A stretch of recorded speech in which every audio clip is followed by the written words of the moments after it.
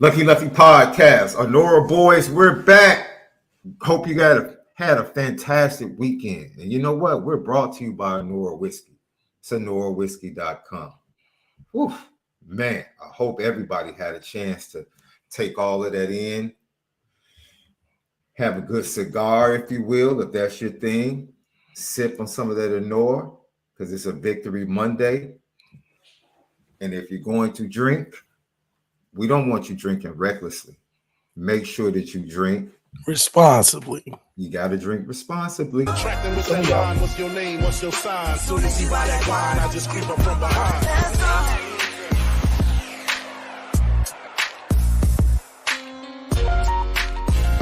What's up, LL? Bring it in. Some of y'all be drinking too much, get to talking crazy on Twitter. We gotta talk about that too.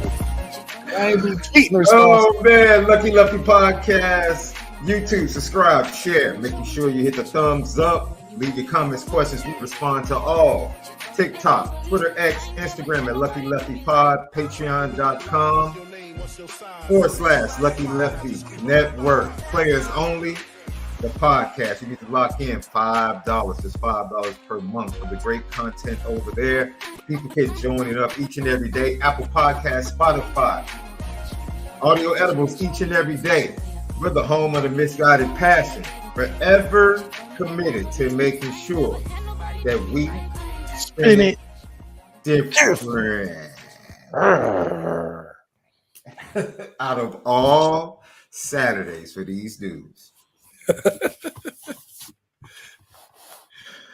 I just happened, I was praying. My prayers were answered. Now, I sent up a prayer on Friday's show. I was asking for 200 yards passing. I got that. Got that. I asked for 30. I asked for 30. I didn't even ask for 35. I asked for 30 points. Got that in the first half. And then I stepped out on the ledge, Left.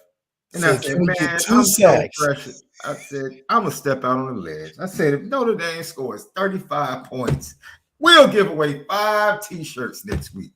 Free. Just give them away. Man, how bad we had it. Oh, man. That's just how much we wanted to see this offense finally come alive with Riley Leonard at the helm. And gosh darn it, man, if it didn't happen. We need to pray more. Maybe we need to turn the Friday show into the prayer hour. Maybe we need to have a prayer service each and every Friday on the show to ask God for the things that we want from the upcoming game. Maybe we need to do that a little bit more often. I agree. Yeah, put your GTB questions in the chat. Your super chats in the chat. We get to them immediately. Left. You had a great time out there at the Notre Dame bar out in Arizona, bro. You were surrounded by fellow Notre Dame fans, and it looked like a great time. You had videos and pictures that you took. Just talk about the atmosphere on Saturday. Atmosphere was great. It was all, we were – it's funny because Notre Dame fans forgive but never forget. We was watching Coach Kelly on one TV, had the Notre Dame on the other TV. Oh, we're going to get to that, boy. You talk about South Carolina just, man – choked, giving the game away. Whew. But it was a good environment, man. You got to see young and old Notre Dame alumni fans. Got to see how deep it is in the West Coast. We don't have a couple. We have a whole group of people that show up, and they had their shirts on. It was rocking. It was definitely a Notre Dame bar. Food was good. The time was good. We got to win. So those guys was getting sweaty. We had 66 push-ups, and they committed to it. I didn't think they was going to commit after about the first half. They committed to getting them 66 in. They started counting by fives. So between the shots being the shots being flowing the right way and then the push-ups, I think we had a great Notre Dame experience at the game. It felt like we was at home, away from home. Man, it was so funny because I couldn't believe what I was seeing. I'm going to be honest with you. Believe it. I couldn't believe what I was seeing, right? Now, ladies and gents, LL question of the day. Be honest, because I know we're all ecstatic about what we saw. But be honest. Let's keep it a buck. I'm gonna let Left answer the question. LL question of the day. Was Notre Dame that good on Saturday, or was Purdue just that bad? Yeah, just answer the question. Just answer the question honestly for me, Left. Was Notre Dame that good on Saturday, or was Purdue just? Let me tell you something. Look at the Purdue schedule right now. Pull it up, Left. I want you to go to. I'm gonna give you time. Pull it up. Pull it up. Pull it up. Pull it up. Pull up Purdue schedule. Go ahead. Wait, ladies and gentlemen. Pull it up, Left. Show me. Point out the 2 wins in that schedule for me, Left. Okay. They had the Indiana State. That was a win. Mm-hmm. And Oregon State, I don't know. Nebraska, I don't know. They might give Wisconsin a run. Did you see Wisconsin in the first half against Alabama? Purdue's not beating Wisconsin. But keep going. Your Illini come the week after. I don't see them. No chance. No, they're definitely beating Northwestern after they lost 87-7 to South Alabama. No, that was Northwestern State. That wasn't Northwestern. Oh, okay. I was Northwestern State. Oh, okay. No, that wasn't the Wildcats. Come on now. Ooh. No. They not beating Oregon. They not beating Ohio State. They not beating Penn State. They may get Michigan State a run, and they may give IU a run, maybe. IU just beat UCLA like a drum at UCLA. Purdue might not win another game. Ryan Walters, my brother, as Ken Gibbs would say, my brother in Christ. Yeah, I'm gonna be praying for you, bro. That's a tough schedule they got. I'm gonna be praying for you. I'm gonna be praying for you. On that schedule, Notre Dame might be the 3rd best team they play this year. Think about that. The way they got killed. They possibly have 2 to 3 teams in their schedule that might be better than Notre Dame right now. Only team right now, you would say what? Oregon and Ohio State? Oregon, Ohio State. Do they play USC? Nope. They play Michigan State, IU, your Illini, Penn State. I can't get Penn State being better than this. I know. Pride won't let you do it. I understand. Pride won't let you do it. I get it. Let Pride won't let you do it. But that's what I'm saying. We're bad, but we ain't that bad now. What I'm saying is Notre Dame literally might be the 3rd toughest team that they play, and they got mollywopped 66-7. 66-7 getting mopped, but yeah. But it's like I really honestly believe I think that any team that was going to be after that NIU game was going to get that similar treatment. And I think it happened so fast. Purdue was like, all right, this ain't the setting for us to try to compete right now. We jumped out. I mean, even Boubacar Traore had a pick 6. Like, it was getting ridiculous throughout the game. KVA had one. Boubacar had a pick 6. Like, it was just dumb. So I do think that we came out how we're supposed to as the bully in terms of running the football. Jeremiah Love kicked it off with a great way with a 40, 50-yard touchdown. After that, and then Riley had a couple tough runs. They didn't want to tackle us after the first half. And we did our best to make everything and put everything in front of Riley Leonard, give him as many dink and dunks to keep the run honest. And then Riley being who he is, a big dude. I mean, he was running like he was running the running back. Like he was competing for carries with Jeremiah Love, which is I don't like that. But Purdue came in the game on rookie. Yeah, they didn't. They didn't pump up their level. You know what I mean? They thought they was going to get that Notre Dame that's going to let them hang around, and I'm telling you, they must have not seen all the humiliation we was going through. They should have known. They was like, oh my goodness, no, they ain't gonna come out that gate like a bat out of hell. And they just wasn't ready. So we became overwhelming, really after the first quarter. And it was evident through defense creating a lot of pressure. Once I saw us get a couple sacks, I said, okay, yeah, we're too much for them. And that's the type of momentum and energy we rolled through the whole game. I mean, we was getting silly towards the end, putting in 4 quarterbacks and we were really trying to stunt on them. So I don't think it was a matter of them so much as opposed to us having to prove to ourselves that, all right, we're who we are. We had to look in the mirror for a little bit and go, okay, we Notre Dame, let's tighten up. And, when you lead with the right players, especially your ball players and a Jeremiah Love, you get to see the offense come alive, and people played off of that. And it's unfortunate how many injuries we had. I mean, oh my gosh, the O-line We'll get going to down that. left and right. But once again, we said the benefit, if it's close, the great thing about going with the two freshmen on the left side is that your veterans are now your versatility backups. Right. That can play multiple positions. And that strengthens you, and it showed. Because when it came in, there was no drop-off. Right? So people that were panicking, we were like, yo, this is the right move. Early in the season, get these youngsters going, let them play. They're tremendous in the run game. Anthony Knapp bears watching in the pass pro. I like what I saw from Sullivan Apsher at left tackle when he came in the run and the pass game. But we'll see. We'll see how things move forward. 3 games in, I'll say this. Charles Jagasaw won't have a problem getting his position back. No. But then it also showed just how dominant we were. I mean, we had them D-line rolling on the ground.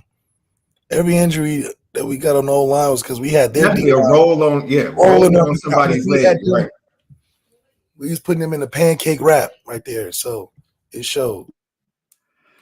So it's amazing that this game turned out the way that it turned out. Join us Wednesday because we'll have our drawing Wednesday for the free T-shirts.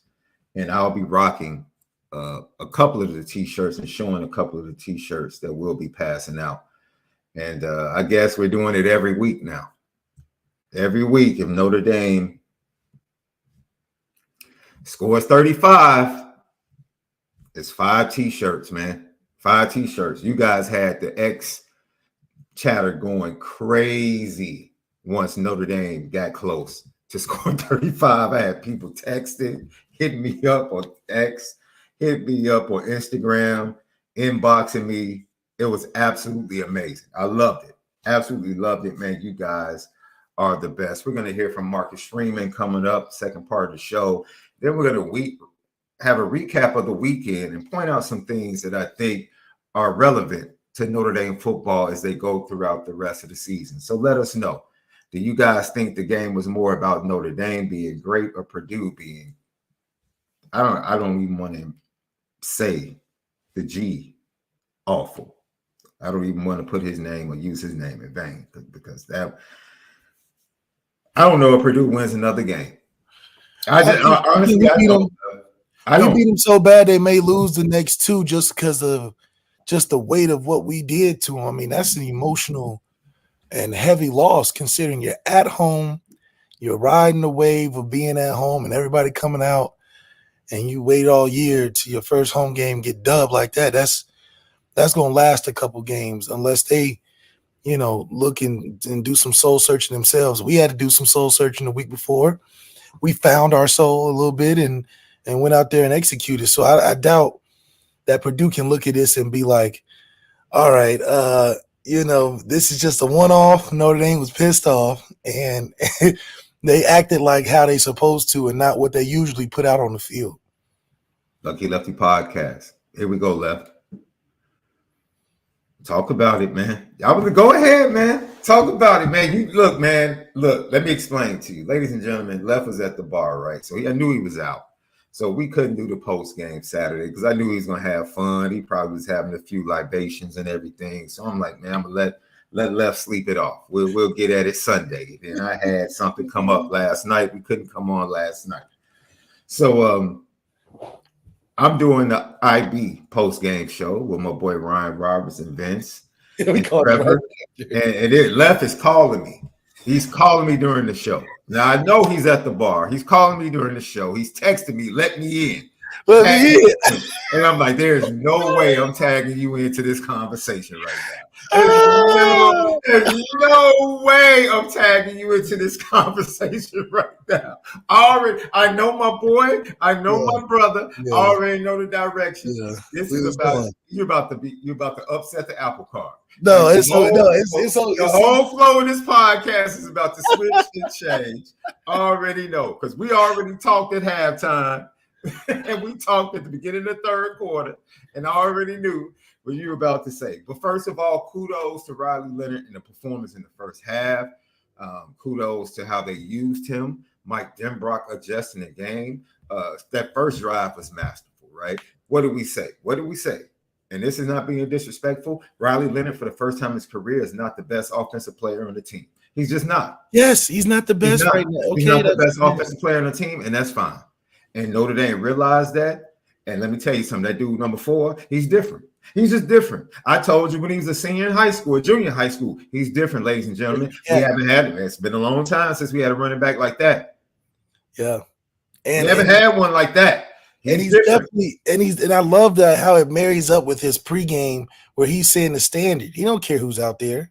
He's going to become exactly who that standard is in that running back room. He's going to show it. He said the running back room standard, the team standard is a little different. Running back room, we come out there every day and act like we're the best on the field, and he led and showed the right way. Because I really love the fact that, you know, we gave it to him to kick it off.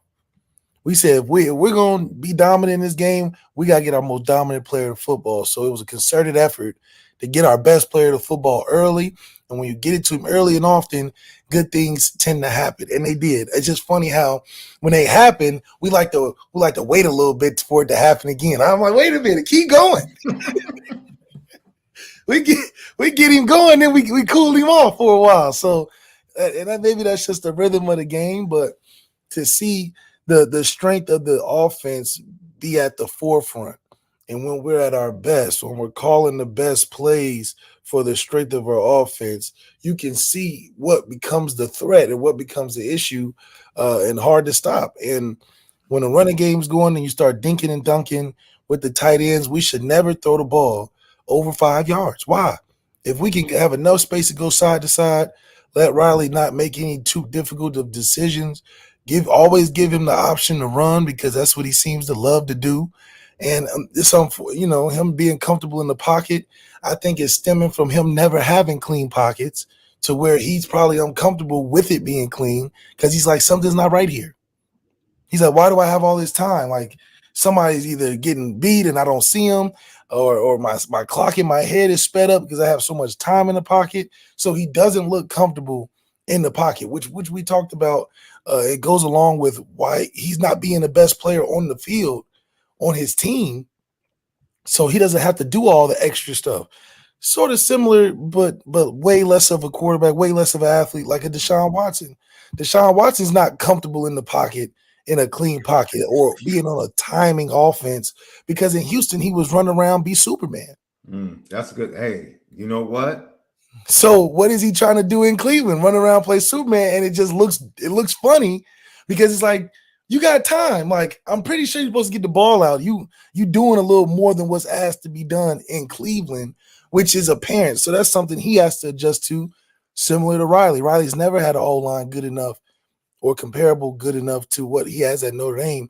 So those clean pockets are almost as bad as bad pockets because his game is about running around. So if it's about play action and rollouts, getting more sprint protections, more anything to keep him on the run and slowly ingratiate him into the pocket, I think that's the best thing. But Denbrock, with these RPOs and these dump offs and these quick outlet RPO packages that he has got Riley some rhythm, and he could get settled in the game. We'll work. I'm sure he'll get to the passing thing eventually. He has more games before the playoffs, which he definitely needs to strive for. But sometimes your strengths are your strengths. You know, sometimes the best thing to do is do what you're good at. And right now, Denbrock has found what he's good at. And, you know, we'll worry about the other stuff later. And let's continue to build on what we're good at, and that's the running game. And obviously, Riley wants to be a running back so bad. And I don't know. Can I Abram and all type, you know, so. Can I tell you something that happened? And hopefully he comes on with us on Players Only in the next couple of weeks. Braden Lindsay, in the middle of the first half, tweets out, throw a post, a goal, or anything past 20 yards, please, Lord. WTF. Please, Lord. So I retweet him and said, release packages. See the emoji up, right? Braden Lindsay hits me in the inbox. I was talking to him in the first game. He hits me in the inbox and says, yo, what question mark? Like, what's this? So I had to tell him about the joke. So when I told him about the joke, he's like, oh, I'm like, yo, I agree with you. We have been on that for a long time, Brady. You know what I'm saying? So you're famous on the Lucky Lefty podcast. Yo, after I told him about it, he was like, all right. So, yo, that's just, I think now Saturday gave fans a chance to kind of realize what it is, right? Because the expectations were, well, he threw for 29, almost 3,000 yards at Duke, so he has to be a little bit better. So he's going to come to Notre Dame with more talent and throw for over 33,000, maybe 3,500 yards. That was if people be honest. If people would be honest, that was the expectations they had. And we both told him, like, hey, relax. He ain't never did that before in his life. Relax. And now, after Northern Illinois game, the coaching staff is honest and they say, yo, we have to make sure we put him in the best position to utilize his talents. You heard what was said on the broadcast from a conversation with Mike Denbrock by Jason Garrett. So now Saturday was a realization. Yo, he's a runner first. And he's a runner only. We have to curate an offense like they did on that first drive. Motion, Bo Collins to the flat, easy throw, right? Tight ends. Right in front of you. With him, the tight ends are more relevant now. You have to get the tight ends involved. They running side to side, not vertically hitting the seams, anything like that. Side to side. Oh, crossers, things of that nature, right? But like you said, once he was moving and knew where he was going with the ball, this play calls for the ball to go here. He was accurate. But if he had to stand in a clean pocket and go through progressions and they play zone or anything like that, you wasting downs. And he clearly is invested in the run game because he's going to try to stay in bounds. He ain't running out of bounds. He's going to try to run you over. And that shoulder had to feel much better because he was delivering the blow. He was running like his job was on the line. You know, he was running like he had spent a whole week in the color. His job might have been on the line. He was running like it. He was at that Tyler Buckner in him. Except difference is he's bigger than Tyler Buckner, so he can take a few of them hits. But you know, I think that the Wildcat version of what we saw on Saturday it's definitely a strategy, which points to the bigger picture of why I kept saying let Riley be a package quarterback. I think if anything, Saturday proved it, because if you could just package whatever that was and put it with Steve, who showed competence in the past game, not like he did anything super crazy. It was hitting the wide open guys. I mean, let's be serious. I'm not saying Steve was in there Peyton Manning the whole thing. He was just hitting the things that were available, hitting things that a guy that's been in offense for a while looks like. I mean, oh my God. Ladies and gentlemen, see, people think, dude, we say things that people want to attribute haterism to us, either by saying what we see at a practice or what we might hear from someone credible.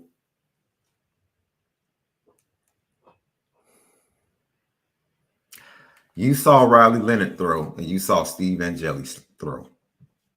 You tell us who the better passer is, who the better natural passer of the football is. I think don't depend on us. You saw it with your own eyes on Saturday. I think Riley's just in his mind now. It's just, you know, he's shot. Like all the passes are gonna look complicated past 5 yards to him because we done killed him over the airwaves. You know, now in my opinion, I think he's more deathly afraid to go downfield than he is just, you know, than it is him not being able to. I think now at this point, he in his head like, I'm not even going to try it. I'm not. And Denver probably told him, he said, listen, the way you are right now, your best bet is just to worry about not turning the football over. So taking chances like crazy man, Will Levis, we don't want a Will Levis.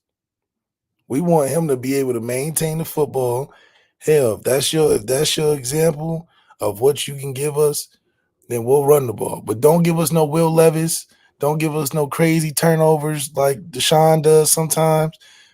Your playmaking ability is in structured runs. And he proved it. You know, he had a good run for a long touchdown. He made a dude miss in the middle of the field for another. I mean, that's what we're asking you to do. And if you can work on your strengths, who cares about the weaknesses right now? Because you have a better team around you, and you're not the best player on the offense. No. So we're not asking you to do anything else. Like, honestly, we don't want to ask you to do your weaknesses. If you're not the best player on the offense, do your strengths. Become that role player. Become that package guy that we need. If we're saying quarterback run game, I want you 100%. Hell, if we do a pass, if it ain't there in the first read, you know, like they try to treat our black quarterbacks. Yeah, take off. Yeah, look, we'll treat you like how we do them stereotypical black quarterbacks. You don't see it, take off. Hell, we'll call all the runs in the world for you. But his best thing that he can do to help this team, if he's going to continue to start, is to not turn the ball over. Because we got too many other guys that can do what you do and damn near better. Hell, Jadarian Price ran the ball pretty good on limited carries. I would like if the majority of carries came from those two and not Riley. But in order for Riley to be on the field, he's got to carry the football. So I think that three-headed monster is a good strategy that'll provide a lot of problems for teams. I think it's not just a Purdue thing. Structurally, it's just going to be tough for teams of like, okay, we load in the box, but they can run outside, they can run inside, and they got big tight ends they can dump it off to.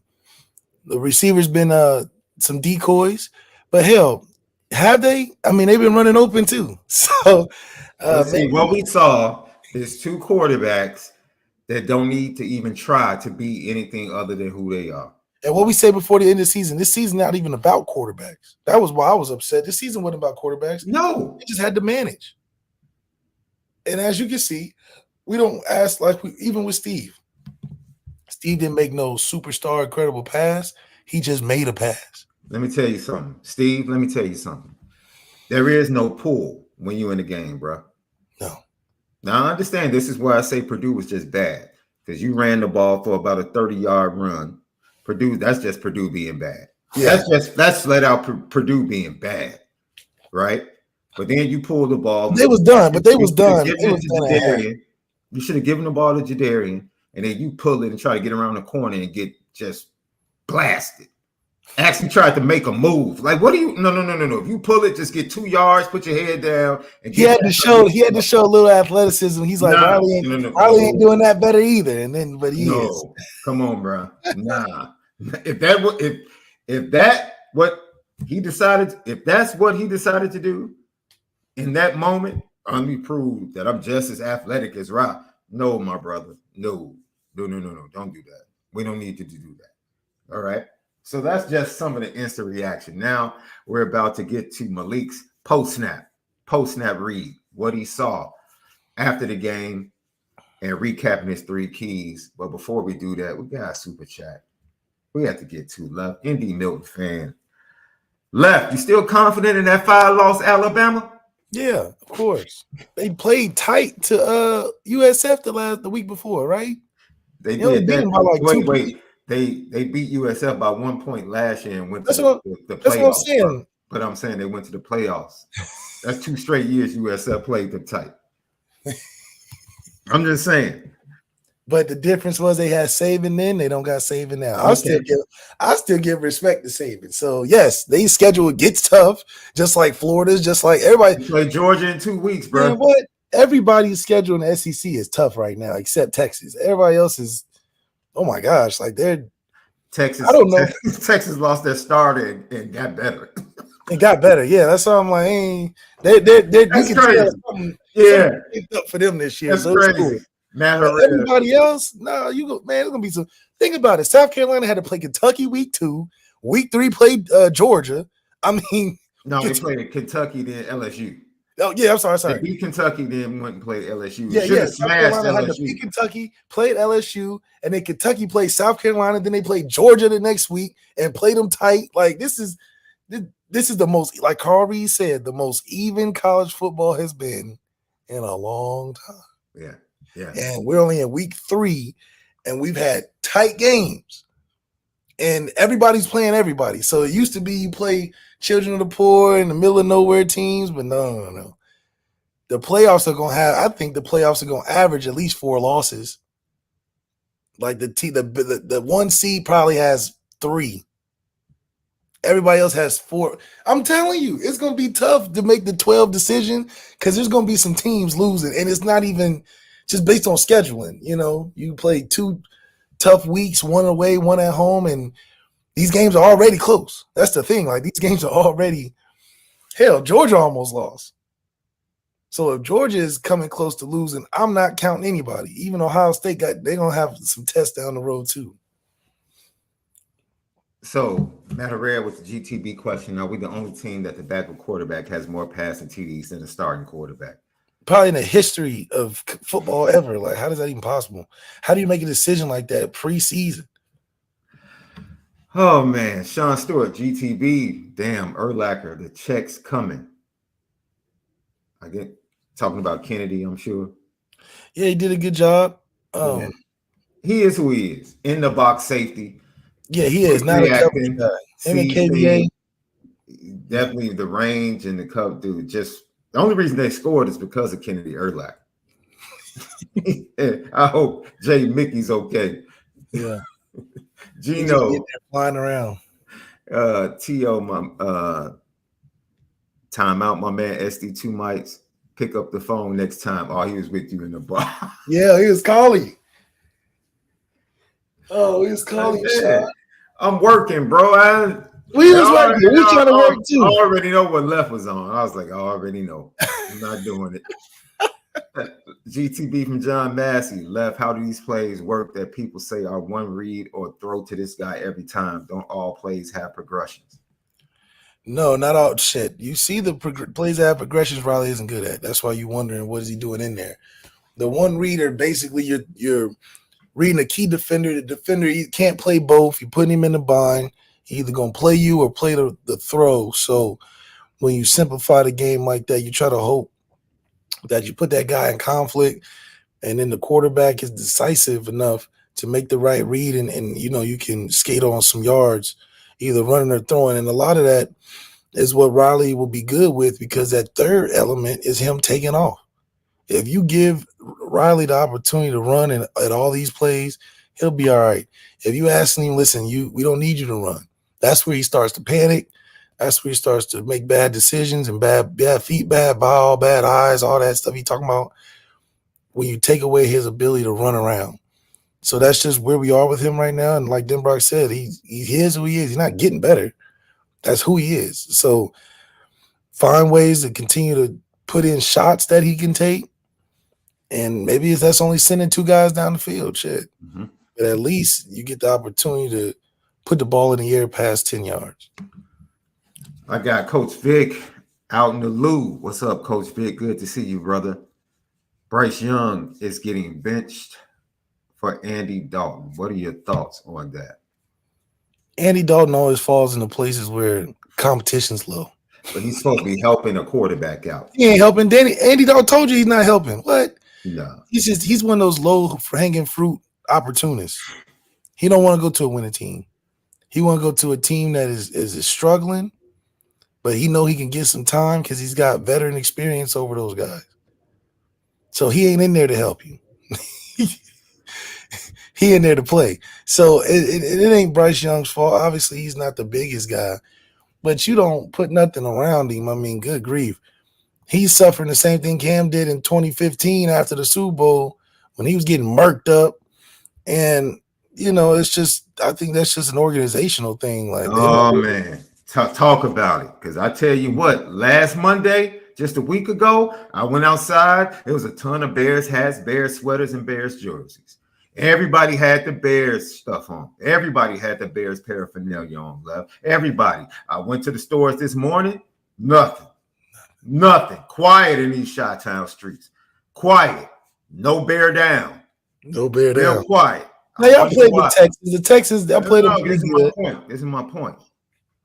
Because the same issues that I told people for the last 2 years, I don't care what quarterback you put behind this offensive line and pass pro, it's not going to make a difference. Oh, I tried to warn Bears fans. They were like, no, we got the magic solution. As long as we get, he's Patrick Mahomes. You don't even want to run like that. The next cat. Mm-hmm. He was taking some shots in that game, and it was like, sit down. Just sitting up there running around, looking crazy. He don't want to run around. He already got enough of that. He like, They showed him on the bench with the same facial expression that Justin Fields got blasted for on the bench. Looking crazy. Williams did the same thing, leaned back like this, and was like, "Oh shit!" So blast Caleb Williams for the same facial expression. Yeah, you saw him getting pummeled and punished, and he tried to run out the pocket. He was getting absolutely. He was getting Absolutely. Look, we tell you, man. Was it one of the last runs he tried to run through the pocket, and boy, they twisted it. He was like, I should have stayed that extra year with Lincoln, boy. Hey, it was what it was like 2-yard gain. Like, oh shit, like you did that for a 2-yard gain. Yeah, he's learning that all that running around, he needs to save it and use it in certain spots. Because you're using it in the middle of the field, ain't nothing to really gain or lose. You just getting crushed. Because I'm telling you, they study all day on how they gonna tatch you up. And if you're not locked in, it's just, guys are too fast. Gino, he said we had Sean on 3 phones, one watching the stream, one calling, and one taking the pic of both with a snap of Sean's face looking at the phone. We had hot takes ready for you, Sean. Bro, I'm looking at the phone during the show like, can't do it. Then I get the picture like, come on, man. What are we doing, bro? What are we doing? Lucky Lefty Podcast. This is Malik's post-snap read from the last matchup. We know what his 3 keys were. Left. How did you see the game offensively for Notre Dame? And what Mike Denbrock did on Saturday? I think Mike Denbrock had to let go a little of his own ego coming off of that hot offense he had last year. He's like, man, I can't lose the season calling the plays that I want to call. So you saw a lot of time throughout the game. He's like, here, Riley, just run the ball, man. I ain't even going to waste no time trying to read nothing. And at some point, I thought it was a little bit reckless considering he got this labrum or whatever. But it's only reckless if the guy carrying the ball cares about it. And he clearly doesn't. He's in there trying to crash dummy his way to a touchdown. He's fighting for extra yards, not really running out of bounds like that. But he played safe enough, safe enough not to put the ball in harm's way. Even if he had opportunities, he didn't risk it. And I think that's the ultimate conservative way to play. And he's found comfort in that. And if he's comfortable doing that right now, shit, at least he ain't giving the ball up and making it easy for their team and harder for our defense. So it was good to see long drives being put together, because then you get to see how the defense responds better when they're not on the field all day. So all the short yardage stuff we picked up, even when losing linemen, we were still able to get better and have opportunities to get points. So you can't complain. Obviously, if you're being picky and you saying, oh, we're going to play better teams, better defenses, yeah, but for this game right now, he did what he was asked to do, did at a high level, and we was able to see what we look like when we get teams out of here, right? We get teams out of here quick.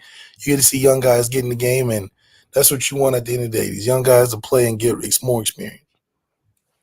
Yeah, I think one of the things that stood out was all around. We've been talking about how the talent has been upgraded and the depth of this team existed, right? And I understand it was difficult for people to like see that in the Northern Illinois loss, but that realization came to light on Saturday. The use of motion, I thought they tightened up the splits. They used and this is something left that you can explain because I know it's something that you like to do.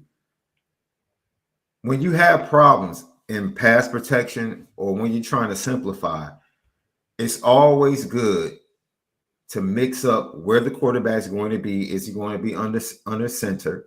Is he going to be in the shotgun? Is he going to be in the pistol? We're going to waggle here. We're going to do a rollout here. And then you tighten your splits and bring it in, which actually gives your wide receivers more room to work with instead of being split wider, split closer to the line, to the formation. And then they came out running. The fact that they had their best run blockers at wide receiver to start the game showed you their mentality. Like, okay, we're running the ball. We're coming out. We're establishing a run. They could have run for 400 if they wanted to. Left. Yeah, they could have scored. They could have scored 80 points if they wanted to. Flat out. Which we should have, because that would be the only thing to kind of take away the pain from what we had last week. Yeah, we scored 100 freaking points, but you know, Marcus Freeman's still thinking in the future. Got to get young guys experience. Blah blah blah blah. But also, like you said, I love tight formations because we're not blocking corners. We're not looking to block corners. We're looking to block safeties. Get up on the second level, get some movement in there, crack linebackers, get some motion and different things to outflank the defense, and you know, put guys on the outside in positions where you got to be the game-saving tackle or the play-saving tackle. And fortunately for us, we were able to get out there and then have mismatches that we wanted in the run game, where Jadarian Price and Jeremiah Love and even Riley running against smaller players. You know, you pulling guys, you get outflank the front seven, and you running on corners and safeties. That's all day for a guy like Riley and Jadarian and Love. So to be able to use those condensed packages, and then out of those condensed runs, you start throwing your RPOs, flats, and all your bubbles and all that now screens and stuff. So that's a great way to put the ball on a low risk and high reward with skilled players on the outside and a great running back room. You're able to keep the ball in ball control, manage and play in front of the sticks because you don't get too many negative plays. Yeah, the most you'll have is probably a -1, -2. But then again, you get an opportunity. Okay, if we overload you to a side with our power plays or the way we're doing our screens and RPOs and outflanking you, then we can get some good numbers to use our speed on the outside and gain some yards, which, you know, we ended up doing. So definite props to our receivers for understanding the mission. You know, this is not necessarily about having the fanciest routes. We need your ass to get on that safety, chip block, get on the second level, help out, you know, not allow these bigger players to make the play and make it difficult for guys to get to the ball. And they did that. And then the times where they had to run routes, it looked a little sloppy, but hell, they was open. So it's a give and take. And it really showed that they supported their quarterback. A lot of teams don't do that. You know, you watch teams with quarterbacks like a Grayson McCall who is coming from a certain system, and you see them coming to a new system trying to force them into that new system. It don't work. It doesn't work. You bring what you liked him for, and you run what he's good at. And we went from running what we wanted to at Notre Dame, throw outside the hashes, do this, do that. You didn't bring the right guy in for that. And if you're going to stick with him, you got to coach what he's good at. And when we made that adjustment, you see how it works. Like it works great. In a 2-year process, you're going to go through some growing pains, but that's more in the line of doing what the team needs. Right now, this is about doing what Riley needs. Just like I said last year, if you're going to do anything with Sam, that slow mesh thing got to be in there. If you ask him to do this, learn this whole new offense and da-da-da-da, he's not talented enough and he's niche enough to where he's good at that stuff. That's how you get 5,000. It's a system. You work your system. You got good at that system. If you get a system quarterback, Riley's not really a system. He's just kind of a playmaker, but that only works on bad teams because he's not a generational athlete, you know. So all that running around looks cute on a team that looks up to you, but ain't nobody looking up to you on this team. In terms of talent level, oh, nobody else can do that but you. No, we got plenty of guys that can do that. So it's more of like, okay, we have to, like Dan Brock said, cater to you. We have to elevate your game. And when you're the position at the quarterback, that's what works. And it worked on Saturday.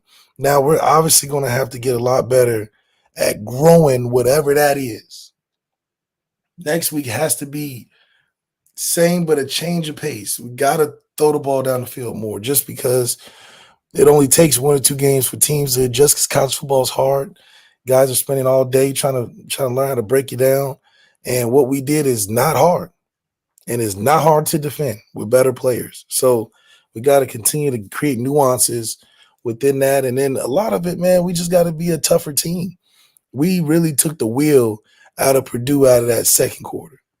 Because after a while, I was like, okay, we're not even getting fancy no more. We just straight catch and just run to the left, and we just all gonna block. I mean, it became like that. And so, you know, if we can get the positions where we put teams in those type of positions, I feel good about where we can head to getting into the playoffs because we're just better than the other team, which is why we said this season is what it is. Because we can run right and left and throw little dink and dunks against these teams because what are they going to do? They're not more physical. They're not bigger than us. And we have waves of guys. Waves of guys. We just keep sending you out. I mean, we saw 4 quarterbacks play. That's probably the most ever in college football up until this point.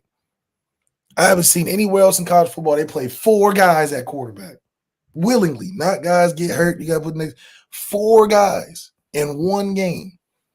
So that's what you like to see. And defensively, I mean, we did what we knew we could do. I mean, hell, we had 16 first week, 13 the next week, 7 this week. I mean, it's right in line to where we thought we was going to be defensively because at the end, if we ever get up on teams, it's really going to be hard for opposing offenses because now we on Now we sending different blitzes and getting freaky with the coverages and all type. I mean, Hudson Card had no chance. Like, once they knew Purdue couldn't run the ball, it was like Hudson Card's like, man, what am I doing? What am I doing? I mean, they're pressure in the pocket. Brian Walters bogus for leaving Hudson Card in there, bro. Wait, well, halfway bogus because he's not that good either. But if you don't give him the opportunity to run around like Riley and do all this, you know, off-schedule stuff, what do you got? Nothing. And then you put on the top of that the fact that we got some pretty good secondary guys too. So throwing it up, we eating that too, just like Boubacar got. So yeah, you put these guys who aren't talented in tough positions because you make them one-dimensional. You take away what they're good at, and then on top of that, offense is doing their thing. So now you got to play catch up. Hudson Card had no chance in that game. That's why he looked like how he did. He knew it was over from the beginning. That's Left's post snap read right here. Lucky Lefty podcast brought to you by ONORA whiskey. Wait, last thing. The biggest thing was we played complimentary football. We finally got to see the offense look comparable to the defense in terms of, you know, staying on the field, being productive, being effective, complimenting our defense when the other team has long drives. We stayed on the field. We took our time. We wasn't in this hurry up, you know, run it again, BS, where we try to catch team on. No, we just walked them down, took them out deep to the ocean. You know what I mean? We ain't playing the kiddie pool. We took them out deep in the water, deep. Let them drown out there. So we took our time, which I thought was the best part. And if we could just do this the rest of the time. Now the thing is, we done seen it. We done seen it. You done showed your hand. You are capable of that. At first, we didn't think you was capable. Me and Sean over here talking about the bare minimums. Can we please get 100 yards? Can we please get 1 sack? Can we please get the bare minimum from you guys? Now y'all done seen. Y'all done showed us. So now there is no going back to 16 points, no touchdowns, struggling on offense. No, you already blew it out the water. Now we can get 66. Oh, okay. Okay, that's stored in the mind of all the fans. You can't go home and do that piss poor performance. So that's what the expectation is risen because before If we beat them 21-7 or something, okay, everybody be like, all right, we still struggling. Now you're gonna put 66, you put every quarterback in there, you put everybody gotta play. Everybody played. Okay, that's only gonna be wanted more from the fans as we move forward. Because I mean, how many teams are getting better than Purdue?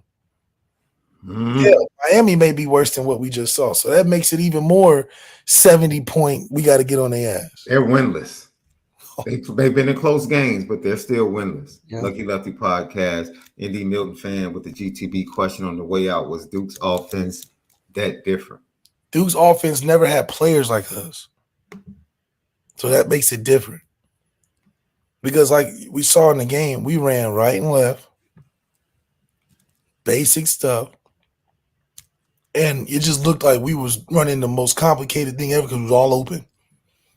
No, we just better players, better pizza, Papa John's. I mean, it is what it is. We didn't stall and have to come up with a whole new system of running things because we're trying to out-scheme Purdue. It ain't like, no. We have something to prove. We're going to run right at you, and you can't do anything about it. That's the difference between us and them other guys. Them other guys at Duke, you saw what they look like versus Clemson. They run all type of stuff. The motions and twists and formations and empty and screens. And, yeah, they need that. With us, it's like, no. We got all these guys up front. We got number 4 back there. How you want it? How you want it? We just going to come give it to you. And we said it, like, be very aware that you're blessed as a Notre Dame fan that offensive line is working from an area of strength in comparison to most programs. I don't care how disappointed you might be in a particular offensive line in a year. They're better than the vast majority, or the program at that position is better than the vast majority of other programs in the Power 4. So appreciate it. Appreciate that you can literally lose 2 starters on the interior and still come in and do work. Appreciate that. That doesn't happen everywhere. It doesn't happen everywhere. It just doesn't, man. So when we come back left, let's get into a little bit of Marcus Freeman and what he had to say at the press conference today. Some interesting stuff. I want to get your thoughts left on what he said about Steve Angeli and the youngsters that showed what they could do Saturday against the Boilermakers. Once again, Notre Dame 66. This is comical, man. No, I'm gonna say it again. Notre Dame 66. Purdue 7. We should have scored more. It just makes me even more mad. They should have put 80 up. Yeah. They should have put 80 up. They should have put the no field goal rule up. Like, dude, we're going for it every 4th down. Like, what are you going to do to stop it? Nothing. Like, total disrespect. Because Marcus Freeman got to get his lick back somewhere. I mean, he been getting his butt kicked in the media all week. I don't think a Notre Dame coach has ever been more embarrassed publicly. Seriously. Maybe Jerry Faust. Because he took some on the chin. That last game against Miami on the road, before they brought Lou Holtz in, Jerry Faust Miami was just letting it roll, bro. Even the broadcast was like, this dude has already been fired. Y'all got the third stringers in just throwing bombs. Like, just mailing. Just letting this dude have it. Throwing haymakers with the third string. It was bad. That's from a game perspective. We're talking about media embarrassment. No Notre Dame coach has been through no media embarrassment like this last week. I mean, the opposing coach was taking interviews up until last Thursday. Still talking about the game the week prior. And it was for the worst stuff. Oh, we need help. He don't know what he's doing. He need to get fired. He too soft. He can't cook. I mean,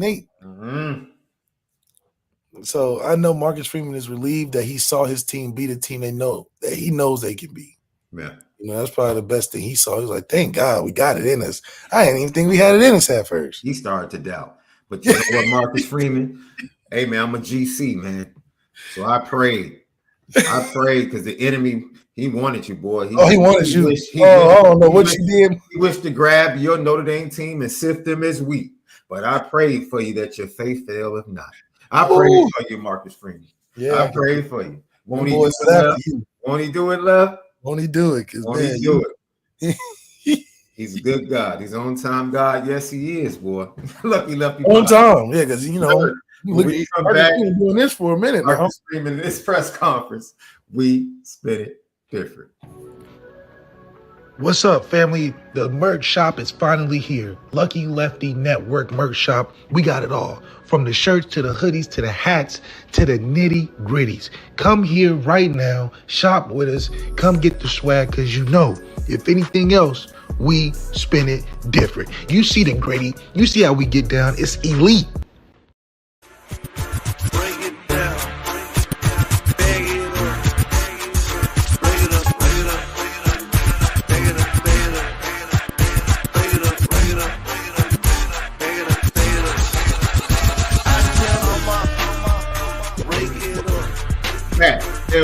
Nation, what's good with it? Hope you're having a fantastic Monday. Lucky Lefty Podcast. The ONORA boys in the building, brought to you by ONORA Whiskey.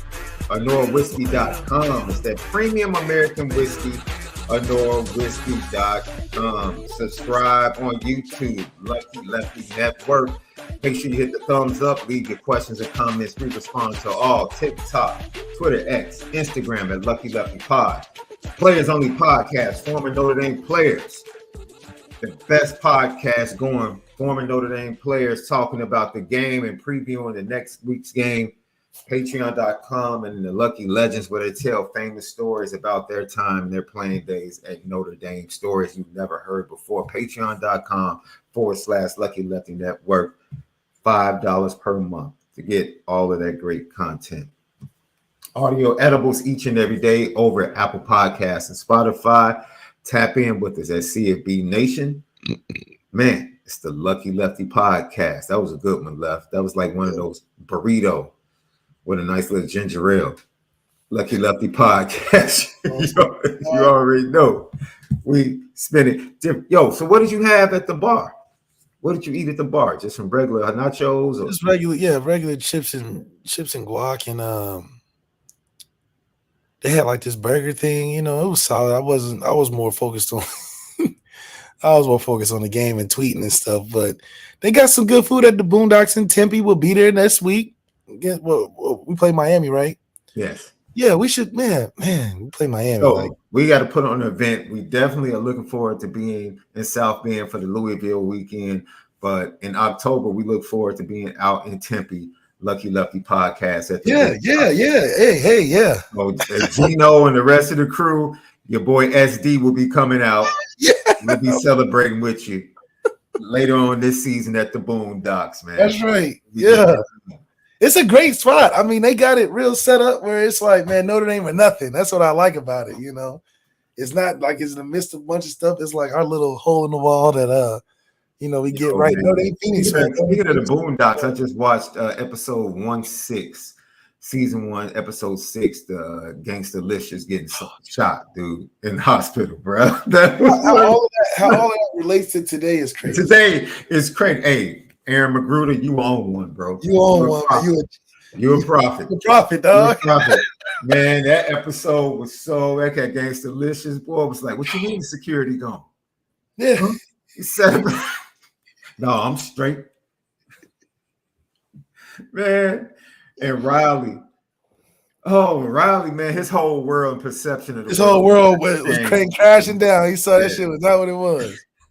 Lucky Lefty Podcast. So Marcus Freeman, he met with the media, Left, and I thought it was a really good press conference. I think we talk about realization. That seems to be the theme of today. I think Marcus Freeman has come to some realizations about his football team. And that's good to see, because that's the first step, like recognizing that there are problems. And he opened up his press conference talking about this. Just very pleased with the performance and preparation by our football program. A lot of guys were able to play and performed at a high level, which speaks to the depth of our football team.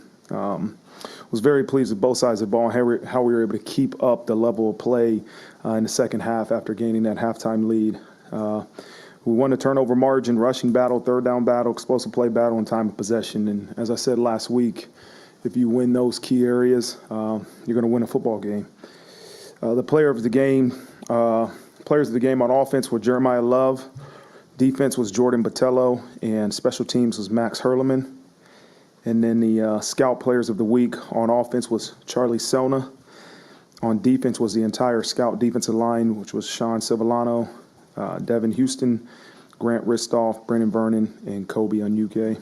And then on special teams, it was Henry Garrity. And so, as always, when you watch film on Sundays, there's areas for improvement, and we have to continue to attack those areas and then enhance in the areas that we performed well as we turn our focus to Miami, Ohio, who we know is a good football team. I think in both of their losses this year, they're one-score games going into half. And we got a lot of respect for Chuck Martin and the job he's done in 11 years there. And obviously he's familiar with this place. They were the 23 MAC champs. And so we understand the challenge we have ahead of us. And we have to understand the challenge we have ahead of us and get to work and prepare for this upcoming opponent. I think we should change the word prepare and give something else, because every team has to prepare week to week. Nothing about what we do is special in preparation to where we think that that's the key to every game. I would like Marcus Freeman to be like, man, we have to go in there and dominate. You know we're going to prepare, duh, but we got to go in there and whoop their butt. Give them no hope. I think that's the other piece we're missing. Not that you got to say that specifically, but speak with confidence about the team that just rode out there and put 66 on the board. You know, I think we build momentum that way. But, you know, if we're hitting them with the same prepare like we never played a game before, I just think that is missing the mark of what you accomplished from week 2 to week 3. From week 2 to week 3 is drastically different. So that needs to be considered in a different light. Marcus Freeman should have went up there fired up. Hell yeah, we finally look like the team I've been telling y'all about. From depth, from attack and intensity, physicality. That's what we do at Notre Dame. That's what we do in moving forward. And this game ain't no different. It's Miami. We know a little bit about them, but it doesn't matter because what we did last week is what we're trying to repeat success of. Obviously, preparation's in there. Because you telling me you didn't prepare the second week? You know what I'm saying? Like, don't sit there and say you didn't prepare for NIU because you did. You did. It was something else that happened. Just like something else that happened the next week. Y'all prepared the same way, just like Jeremiah Love told you. What did Jeremiah Love tell you? Ain't nothing changed for us, preparation. So preparation needs to be eliminated. That's like you saying you go to school, take your book bag. Duh, you take it every day. You take your book bag to school every day. I don't want to hear about what you took your book bag to school for. That's not getting it done. That's not having – that's a part of success. Because you don't have your book bag, you don't got your stuff. You know what I'm saying? You don't got your homework, your pens and paper. We know that. That's the automatic. You need to take your book bag. Don't tell us that's taking your book bag to school is going to get you an A on that test because it's not. It's not. Bringing your book bag is a part of it, but it's not going to get you the A. What's going to get us the A in that game going on Saturday, and it's beyond that. It's, oh, we got to go out there and do X, Y, and Z differently. We got to do this, this, and this more.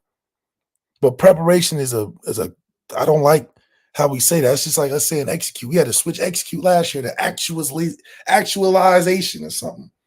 We had to actualize it. We can't even do execute no more because that's too basic of a coach speak thing to say about the progress of your team. Right? We did something different from a 66-7 and a 13-16 in 6 days.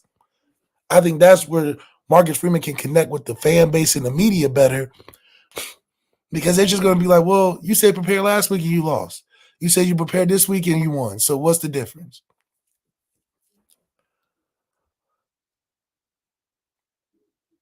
Then you're on mute. No, that's a solid point, Left.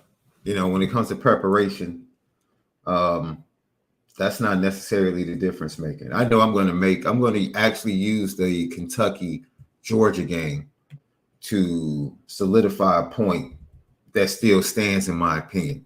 when it comes to Notre Dame proving that they've taken a step forward. We're going to get to that in the weekend recap coming up shortly. But, you know, how are they going to prepare? I know Marcus Freeman talked about in preparing to make sure that they don't make the same mistake going up against another MAC team that they've made previously against Northern Illinois. He highlighted that, you know, he has to make sure that the preparation is right. And I'm like, because it didn't sound like you're not doing what you're supposed to. You're not consistent week to week. If week 2 is somehow you lacked on preparation, and then week 3 you have perfect preparation because you put up 6 points, then that means that the coaching ain't right. Which, if that's how you taking the bullet, then fine. But that's also a cop out because we know that you prepare every week. Y'all got a schedule. It's the same thing every day. Y'all go to work at 2:00, do the practice, hit your film and weightlifting in the morning. Nothing changes from a scheduling standpoint. So preparation is already monotonous enough. It's what in the details, like he said, you let practice mistakes slide. Did you let it slide this week? Talk about that. What mistakes did you not let slide this week? Because it looked like a totally different team out there the next time. Yeah, Lucky Lefty podcast. Marcus Freeman also not only talked about that preparation and moving on, but he also talked about the impact of his 2s and 3s on Saturday. Bryce Young played really well. He's a guy that's different, man. He's going to continue to get more playing time. He's a really good player, and he's young, but he's got a lot of talent. Junior Tuhalamaka, you'll see more of him. You'll see Logan Thomas, who did a good job in his reps that he got on Saturday, and that's why I said that in the opening statement. It was really good to see some 2s and 3s get valuable, meaningful reps versus an opponent, a Big Ten opponent, and they played well, played to the standard, which to me speaks to their preparation. You never know going into a game if you're going to be called upon or not, but you got to be ready. And there was guys on scout team on both sides of the ball that played on Saturday that executed their job. And so credit to our players and our coaches that weren't the starters for being prepared. Beyond the ones that you just mentioned, the 2s and the 3s, like Kennedy Urlacher had some highlight plays. Did anybody really change your maybe opinion of them to where, hey, maybe we need to rethink this guy's role and so forth? Yeah, I think a lot of guys earned some trust from their coaches on Saturday. You know, I think I said Bryce Young, Leonard Moore continues to improve. He had a strong fall camp, and you know, it's just you have so much confidence in Benjamin Morrison and Christian Gray, and you know, even Jaden Mickey. It's like, you know, where can we find a way to get Leonard Moore on the field more? Because he is a talented guy. Same thing with Kennedy Urlacher, man. He played really well. You know, but then you say, okay, you got a Don out there, you got X, you got Rod Hurt, sorry, and you know, it's you know, where can we find a place for those guys? But they're earning it. They're earning it. They're good football players that we're going to need to be ready to help us. Now, without needing Northern Illinois' Thomas Hammock to call Marcus Freeman and to reassure him, Marcus Freeman knows because of the talent that's in that locker room that the future is bright. He knows. Yeah. He didn't know. He didn't have to be reminded. Yes. He didn't need to be reminded by another coach with multiple interviews on other platforms. Marcus Freeman knows what's in his locker room. He knows. Yeah. Marcus Freeman definitely knows. And I think that, you know, highlighting, you get the chance to highlight that when you go into a game and you beat a team like you did. You know what I mean? You finally get a chance to show the world, yeah, we got guys on this roster too. This is where we take down that veil of Notre Dame has no depth. They have no talent. You know, now we get to see the young talent show in there. So young talent showing in there is great for a program for younger recruits to be like, okay, I was in Kennedy Urlacher's position, 3-star. Now look at him. Now look at him. He in the game making plays. Okay, Notre Dame do got some talent. Notre Dame do got some coaching. You can highlight coaching more when you got younger guys in there making plays. You can, Gino can take credit for a lot now. He's like, see, I got Kenny ready. I got Steve ready. I got CJ Carr getting some reps. Yeah, I'm working. right? I'm working. That's good for a Deuce night to look at it and be like, okay, these young guys ain't just lost. Gino's actually putting in work, you know, because nobody's giving credit for what Riley's doing as a coaching staff.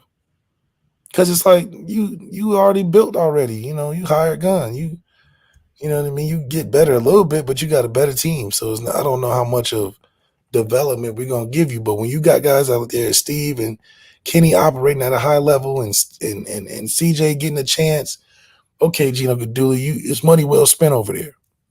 Money well spent. And to see that depth from the 2s and 3s of guys getting in and making plays. I got to see my guy Micah Gilbert in there a little bit. Got to get him a better ball. Who's that? Steve? That was Kenny. Kenny just threw it late. Threw it late. It was a beautiful ball. Let me tell you, that was the most beautiful late pass I ever seen in my life. That's right. It was a little late. Yeah, he lost a little flick. It gets you excited to see these youngsters throw the ball, man. I'm mad CJ came in when he came in because he didn't get a chance to throw it. That's right. CJ didn't get a chance to throw, but look, hey, it was almost like with each quarterback, the level of passing or the type was getting slowly more advanced. Yeah, right. Slowly getting better. Riley throwing, Steve passes were a little bit better. Kenny came in. Hell, Kenny was trying to pull that thing. Kenny said, "I'm running that thing. I ain't handing it off. I ain't these other guys. I'm scoring, dog. I'm scoring. I'm not handing this off." He said, "I'm not handing. We got enough handoffs. How about that? I'm gonna keep one." You know, shout out to Kenny getting his first touchdown, man. I don't blame him. You know what I mean? So, yeah, it's one of those things where guys are excited to be on the team. I mean, hell, it even makes practice better because now they like, oh, if we do good in practice, like Marcus Freeman was chatting about, and we can show our defense a good look, show our offense a good look on scout team, we can get in the game and we can have some success too. It don't got to be a nail biter and we just sit there and be like, dang, I wish I could play. Well, now it's working. You know, now what happens when we all have the concerted effort that it takes everybody to win, now stuff starts making sense when Marcus Freeman is up there at the podium. Left. Not only did they play all 4 quarterbacks, they played all 5 running backs. All 5. Devin Ford was and Jabron Payne is injured. Ladies and gentlemen, your 5th running back came in and was dragging the starting defenders for Purdue. Just dragging them. That cat Keydron Young came in and put a spin move. Keydron Young, he ain't trying to. I saw that. And did you see? Did people see? I had to say pause when I said it after the first couple of practices because I didn't want people to be like, you know, saying, "Man," I'm like, "Yo, I'm sorry, man. This dude as a freshman has the most massive thighs I've ever seen on a running back. Like his legs are just ridiculous, right?" And even CJ Procyse, when he came on the show, said, "Yo, I've never seen a dude built like that at Notre Dame." So this is the talent. We talking about the realization of the talent that, and I see my boy Double R in chat, like just doing the recruiting show with him and covering recruiting. Like we told you about Jeremiah Love. We told you he was different. We told you about the depth on this roster. What exists, the talent. Talent is not the problem anymore, man. Now, finding the right trigger man, you know, what they have in the holster or in the chamber is better than what they've had in the chamber previously. It just is, just from a natural ability standpoint. Still has to be developed, still needs game time reps. But man, the future is bright. So I think we can back up all of those people that had the vitriol coming from all types of different, the disgusting angles that they came from, throwing race in there, which is absolutely ridiculous. After Illinois lost, I don't even want to talk about it, bro. The stuff they were saying about Marcus Freeman. Look, Marcus Freeman has things to prove as a head coach, bro. Yes. It's his 3rd year ever doing it. It ain't like he just... And it's his first job at Notre Dame. His first job. And in my opinion, he's handled it as classy as you can handle it through the ups and downs and having to take bullets for other people in situations that weren't your fault. Yeah, my first job at Notre Dame was Taco Bell at LaFon. It didn't work out great. Word? It only lasted a day. It only lasted a week. Wait a minute. It only lasted a week. Who found out, love? Wait a minute. It only lasted a week. Found out? This is like my sophomore year. I was take the job, bro. I was mad I wasn't playing. I was mad it was cold. Man, I need a little bit of bread. Shit, I was like, let me go work this Taco Bell for. It did not last long, man. I'm not gonna lie to you. I like eating it more than I like working for it. I'll tell you that. They had you on food prep. What did they have you? Man, they had me in the back, man. I was doing the ancillary stuff. I didn't even get the Taco Bell part. I'm in the back doing the shit I didn't want to do. I'm like, wait a minute. I thought I was even the manager was like, man, we can't have this dude on the floor. Yeah, we can't have this dude in the back. Didn't last long, man. So I ended up getting sure. But you know, now NIL, I would have never ever thought about that. You know, I would have been chilling like fat cat and like Riley. You know what I mean? But man, back then, that's what I'm saying. They don't know what it's like. But if we do get that, Brian, the assistant athletic director, talked about we getting that back pay from 2016 and on. No, 2016. Yeah, because we couldn't even use your image for our T-shirt until we got a letter saying we had the rights. Yeah, exactly. So, so I ended up moving on. I ended up getting a different gig in the student development office, just trying to do set up events and stuff. But man, times is tough. Times is tough when you're not playing and you in school and you doing all the hard and you like, man, I need something to. Let me get this right. You would go to class. You would go to class, go to practice, and then go to Taco Bell, bro. I had to talk about late night shifts, so nobody really knew I was over there. You know what I'm saying? So that was my strategy. Because it is open all night. It is open a long time. So I'm like, let me just. But so how do you walk in? Wait a minute, you're in South Bend. You walk in, you fill out the application. Do you have an interview? Is this person? Yeah, I mean, I did the whole man. Listen, no, then you had no idea. This person had no idea you were. I mean, I told him all that. I said, look, I really need this bread, man. Let me just do. Whatever I need to do. It's a couple of hours. It wasn't even that bad. And the Taco Bell, the fun's at the bottom. So you don't even, it ain't no mainstream. Right. It's like in the cut, it's in the cut. You only go to Taco Bell when you're really hungry, you know what I mean?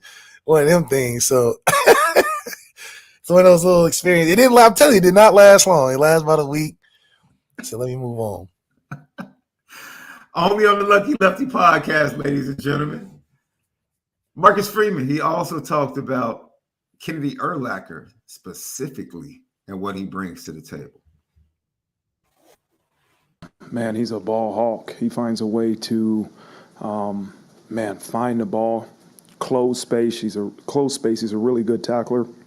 I challenged her, even in special teams, can we get him out there more? I'm going to continue to challenge Kennedy to make sure you're a great practice player too, right? And those are things that are hard as a freshman to learn how to practice at that standard and then perform at the standard that he's performing at. But man, he is a really good player and made some critical plays for us on Saturday. And we'll continue to find ways to get him on the field. I'm sick of practice players. Maybe because I was never a great one, and I can admit that. But, I don't think it translates because Kenny Urlacher definitely showed he was a gamer. Because, first of all, Marcus Freeman, how are you saying he has to get better at practice if you say you can't get on the field till you good at practice? You don't believe in a gamer. So how did Kennedy ever get out there? There's a blowout. No, I'm just saying. Everybody on scholarship played Saturday, bro. I know, but this whole practice thing feels. You see like a third string, fourth string wide receiver getting loose on punt return, bro. Man, like, I'm telling are you kidding me? It's the fact that he keeps talking about this damn practice, and the week before practice was not even close to what we're talking about. Oh, Left. Come on, man. You're nitpicking, bro. No, he's nitpicking. Talking about, he need to teach him to practice better. No, we need to teach him to play better. Play more games. What are you talking about? Practice better. Why? That's going backwards. He already made it to the field and showed you that he's a gamer. He flies to the ball and makes plays. Let's develop that. Let's not talk about regressing and trying to, be in monotonous practice all day. I just don't think that. Because you just talked about practice being mistake filled and guys tripping and not doing the right thing in practice. So let's get to something else.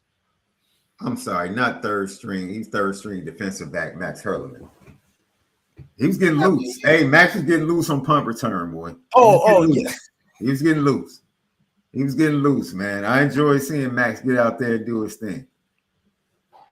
Absolutely. Super chat. I got throwing hands, Irish. Sean, how bad is the Bears' offensive line? Will Caleb survive? This same offensive line that was with Justin. I've been telling y'all for the past. Left. What did I say, bro? Didn't I say Caleb's not doing it? Okay, I said, dude, this lets you know how bad the Bears organization is, dude. They're trying to turn this dude into a savior. And instead of being smart like every other organization and giving their quarterback an actual good offensive line, they said, no, we're just going to give him more trinkets on the outside.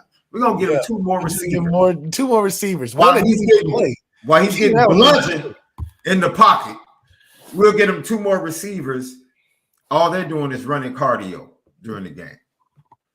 I mean, DJ Moore was running. DJ Moore was tired of running. He just looked like he was just tired of running routes. I've never seen DJ Moore just walk off the field like he did. He was like, man, get me off of here, man. What are we doing?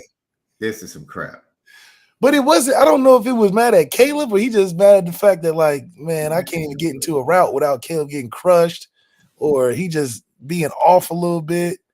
The entire operation. It's embarrassing. And the fact that they pinned, that's what they get. That's what they get because they tried to pin everything offensively on that young man that was playing quarterback. They tried to pin everything. Justin is holding us back.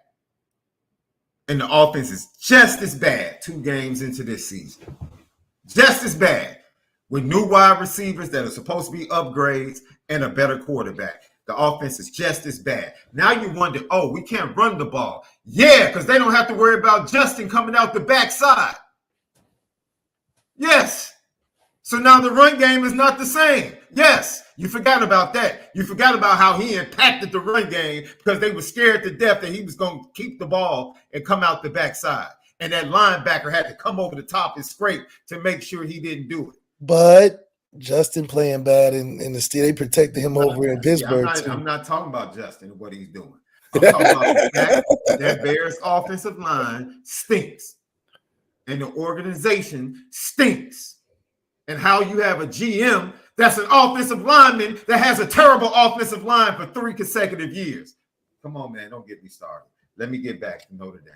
You see, now you about to get my blood pressure up. See, they shouldn't have let go of Sam Mustipher, man. They shouldn't have let go of Sam Mustipher. Didn't I tell you? Wait a minute. Didn't I tell you Kevin O'Connell knew how to call plays? Didn't I tell you Sam Darnold was going to do that? Kevin O'Connell was the quarterback coach and the head coach. Didn't I tell you that? Didn't I tell you that, Left? Okay. All right. Don't tell me about coaching and organizations, bro. The Bears ain't it. I don't care who they get the number 1 pick. They could have gotten Jalen Daniels. They would ruin him. They're about to ruin this young man. They're about to ruin him. I'm telling you what's coming. They're going to ruin him, Left. The only quarterbacks that are ruined right now is Bryce Young, Will Levis, Kenny Pickett been out of there, and Caleb on his way because Caleb is definitely on his way. He was taking too many shots where he got up like, nah, dog. You see, he got up on some of them shots like he just got to recollect himself. He got to take a deep breath like, man. Because he's getting hit all the time. Not even like, even on stuff he get the ball out of his hand, he's still getting hit. Look, man, realization. Yeah, Jay Greer, you talk about Dak Prescott needs a running game, bro.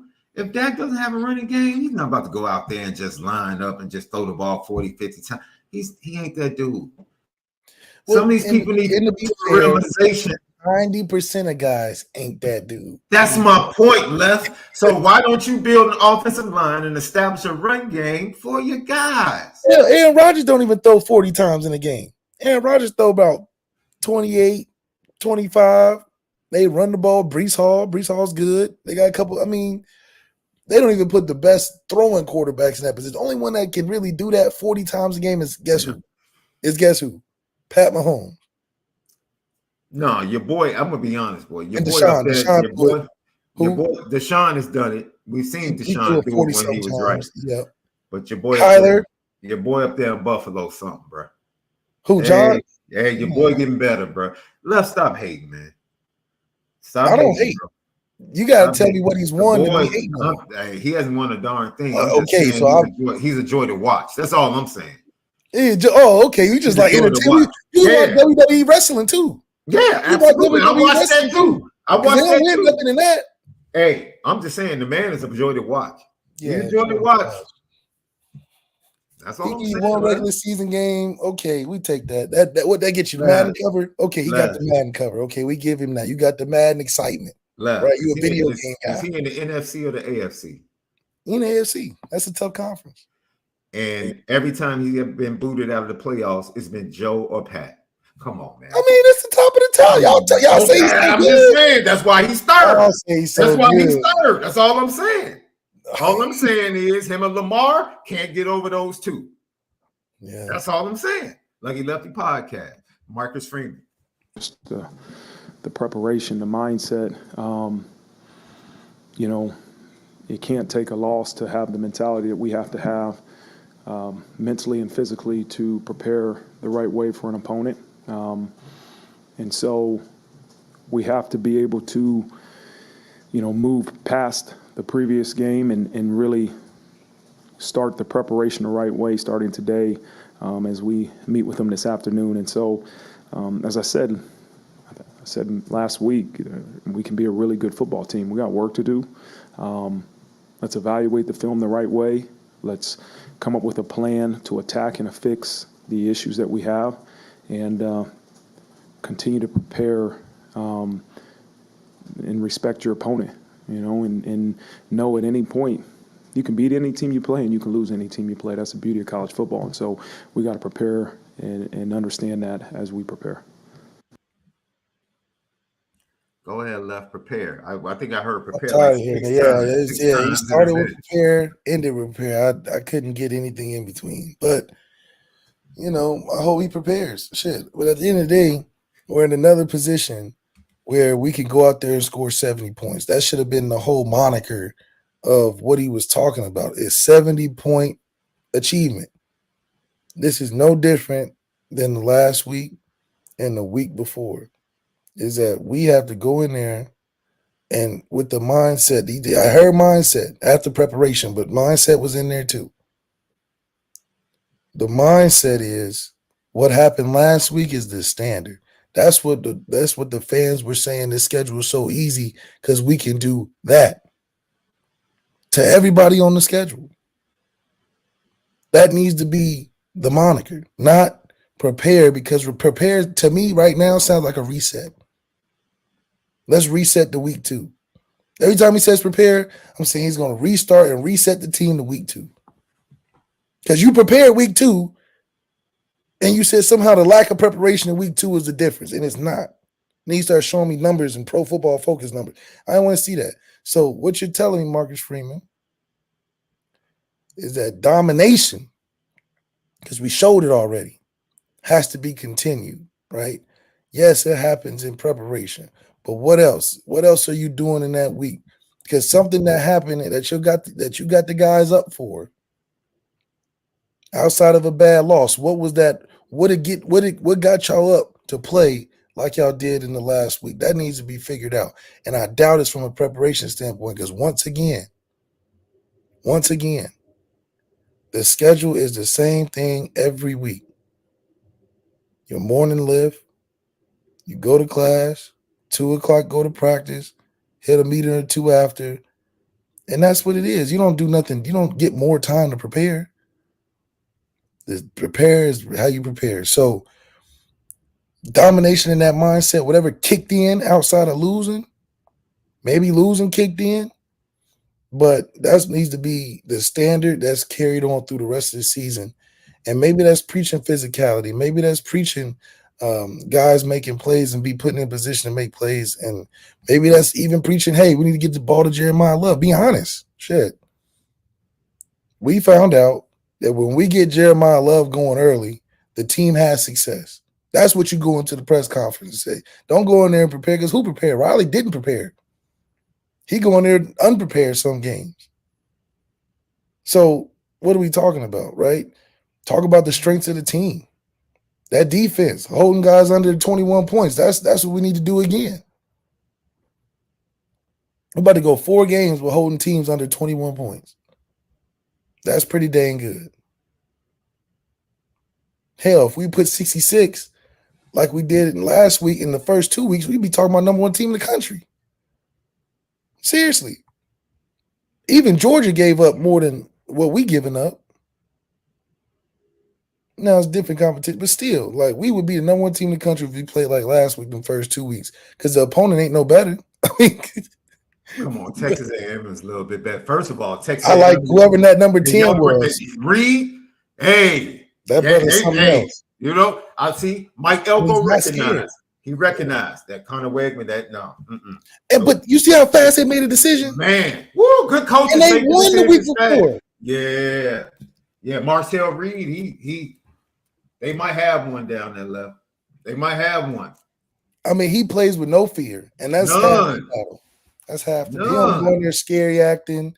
He go in there. If it ain't there, I'm trying to. He had a little Lamar in him. None. Yeah. Now, obviously, that's your first game, so nobody know what you look like. And Connor Wegman's not getting his job back. No, hell no. I don't care why he missed.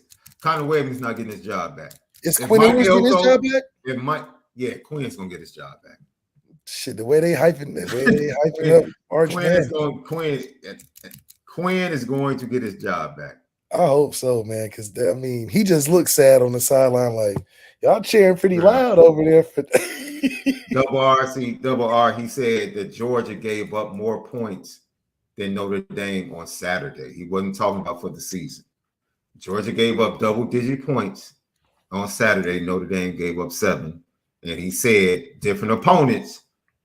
I did. I Georgia gave up more points. Opponents. We're not gonna act like we shutting down like Georgia, but hell, we had some pretty good numbers that you can argue. You know? Man, Elizabeth Crook, thank you for joining us while you hike out there in Utah, man. Be safe as always. Man,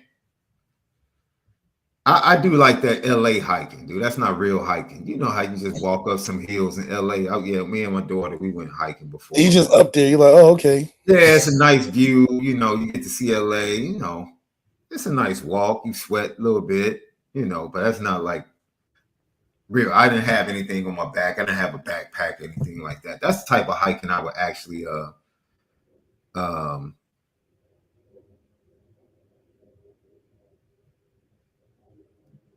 yeah, I want to do that one day, bro. I put that on my list, man. I put that on my list.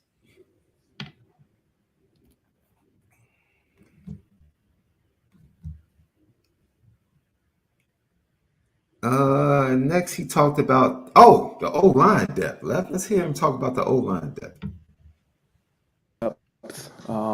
The job that Coach Rudolph has done with that offensive line, you know, to have Pat Coogan go in there and Rocco Spindler. You know, I said this after the game, but 2 guys that could easily, you know, didn't get what they wanted after fall camp. They wanted to be the starters. They weren't, and they prepared, and they were great teammates and leaders for that room. And now they're in there. And, you know, we have confidence, guys, but also some of the other guys. I thought Sullivan Absher played well. Gerby Lambert played well. Chris Terrick played well. Ashton for the year and Billy for a couple of weeks, but man, confident in the offensive line. Front row on your left, Jack. Losing like Botello, who had really seemed to be hitting his stride in the first few weeks of the season. Like, what's the impact there? Jordan Botello's a great player. Playing since I've been here, you feel awful for the kid. You feel awful for him, and but you have to continue to move forward, right? And that's why you have depth, and you have guys that are prepared and ready to step up. And that is sad what happened to Jordan Botello, bro. He was really having one of his best seasons. You know, that sack production was really not going to be one of his things, but he had become he was probably playing the best on the defensive line. Looking at the first 3 games, he probably was playing the best of everyone. And you just hate that, man. And for Boubacar to dedicate the rest of the season his performance to him and how he's been a mentor to him is absolutely amazing. Just to talk about the injuries, Josh Burnham and Tosh Baker are questionable for the upcoming game against Miami, Ohio. You got Tate Johnson. Is he done Gabriel though? Rubio. Who? Patello? Yeah, he's out for the year. He's out for the year. Tate Johnson, Gabriel Rubio, and Billy Schroff are targeting getting back. Billy would probably be back after the bye. Gabriel Rubio, hopefully he can get there for the Louisville game. If not, back after the bye. And Tate should be ready to go next week. Out for the season, of course, Tamer Benny Powell, Jordan Botello, Ashton Craig, starting center. He's out for the year now. Charlie Dew, Charles Jaggersaw, Kahuna Kia, Jabron Payne, Styles Prescott, Chance Tucker. All of those guys are out with shoulders or either knees. It's literally like a shoulder or knee for everybody. That's out for the season, shoulder or knee. It's incredible, man. That's incredible. I saw somebody in the chat make an interesting statement that if Anthony Knapp goes down at left tackle, Sullivan Absher can play at the same level that Anthony Knapp's playing at left tackle. He can. Someone that's flying under the radar that's actually Emil Wagner is playing really good at right tackle. He is. Like when you're not being noticed on the offensive line, that's a good thing. That's a good thing. He's doing his job. He's doing his job. He's holding up. Very strong man. I always told people the one thing that stood out to me is that he had a powerful punch in his hands. Like when he delivered the blow, very strong punch as an offensive lineman. So as long as he doesn't allow people to get into his body because he doesn't have the weight, he's shown himself to be very capable at the right tackle position. So that's really good. That's really good. And then for your veteran guys to come in and do what they did, you miss Ashton Craig. I think Ashton Craig was on his way to be a really top-notch center in college football. And I think he was getting even better the more starts and the more games he played. So feel sorry for that young man. Definitely feel sorry for Jordan Botello. But the injury situation all over college football, if you really watch, offensive linemen, defensive linemen going down like crazy pretty much every game I watched this weekend. They were going down like crazy, bro. So you must have depth on the offensive line. And I think Joe Rudolph needs to be applauded because the young men are coming in prepared. They're prepared to play, and they're playing well. We can nitpick. I can go and talk about Anthony Knapp and pass pro and things of that nature. I'm not doing that, man. The kid has played 3 games in his college career, bro. So that's his weakness. That's the part of his game he has to improve at. He'll get stronger. That will improve. But he just adds to the depth next year. When Charles Jaggersaw comes in, everybody comes back healthy. The offensive line next year should be one of the top 3 units on the team. Yeah. Let me think. I have to think about that because the running back room is going to be incredible. Quarterback room will be inexperienced game-wise, but incredible.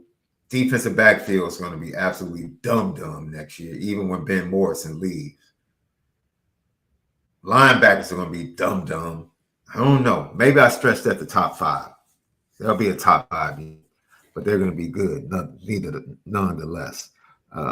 Steve Angeli, how did he look to you, Coach? Oh, man, he played really well, which I knew he would. We have a lot of confidence. Steve Angeli made good decisions, took care of the ball. I know he wishes that he wouldn't have took those sacks, but, man, I was really pleased and proud of the way Steve played.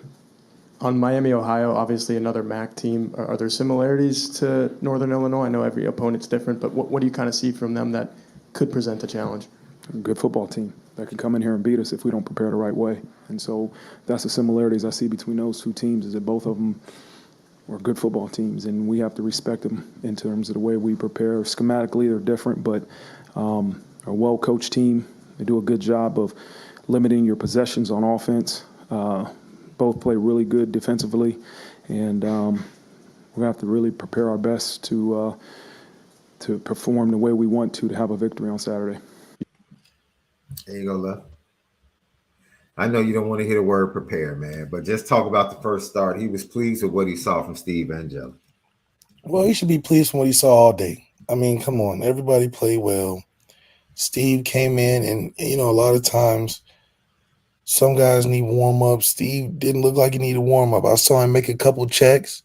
I saw him look confident. I saw him do what he was asked to do. And against a porous defense, it wasn't really like he had to reinvent the wheel. He does exactly what he's supposed to do, man. And I think that is a credit to him being always ready to play. That's something that I guess you could mention his preparation as a non-starter, but still being available is a testament to what he can carry with himself in any quarterback situation, because that's really good to have. It's hard for guys to be locked in when they're not getting the time that they probably think they deserve, and to be locked in the moments you get that opportunity it makes all the difference, man. And so that's a credit to Steve being available and ready to go. And then it showed. So we got to see a lot of what we already knew. And I think Marcus Freeman let out of the bag a lot of what I was talking about. If Steve's more comfortable managing the offense and making checks and making the right throws, not putting the ball in danger, he should be the lead horse. And then when you want that excitement and spark plays and you're trying to grind out a 4-minute, or you're in the backed up or in tough positions, you throw Riley in there. You know, not only does he have experience, but he's a bigger body. He clearly doesn't like to throw, and you could throw some teams off like that. Hell, so you put two-back system, put Steve at quarterback, Riley on one side, and JD and Love on the other side. Who knows what you can do? So, you know, if that's the way that we're running the offense now, I hope we stay open enough to be able to adjust when times are needed. You know, I don't want to be able to be getting in the games where we're banging our head against the wall because he can't throw. Well, hell, we've seen this year guys capable of doing it. So let's not go out and act like we have to lose the game because he just can't do it. Let's put somebody else in that can do it, and let's try to win the game, regardless of how much we paid for a starter. So there was a lot of questions and angst over James Rendell, who averaged 37.5 yards on his punts, and the struggles in the punt game. It's a concern for the Fighting Irish fan base, and Marcus Freeman was asked about that. And I remember reporting, coming to Lucky Lefty after I saw him punt, saying, yo, I put the timer on this dude because his punts looked immaculate in practice, and man, he was averaging like 4.4 to 4.5 hang time, right? And then the next comes out in the regular season, and it's like, yo, what the heck is going on? This is not the same dude I saw in practice. Because he's Australian. Yeah, but also listen to what Marcus Freeman said. Left, come on, bro. Your bias towards Australians is added to your bias. It's like come on, let's. You got bias against Canadians. Oh, you got bias against Texas high school players, bro. You building up a long list. It's the truth. Let's hear James Rendell's issues, courtesy of Marcus Freeman. I've spent some time with Coach Biaggi just talking about, James is a guy that has so much talent. He can do so many things with the football, and we really have to evaluate what we're asking him to do. And it gets the same thing when we talk about offense and defense. Like as coaches, we know the talent he has. We haven't put it all together in the games. Let's evaluate what we're asking him to do. I know he can punt across the field. I know he can do a spiral punts. I know he can do end over end punts.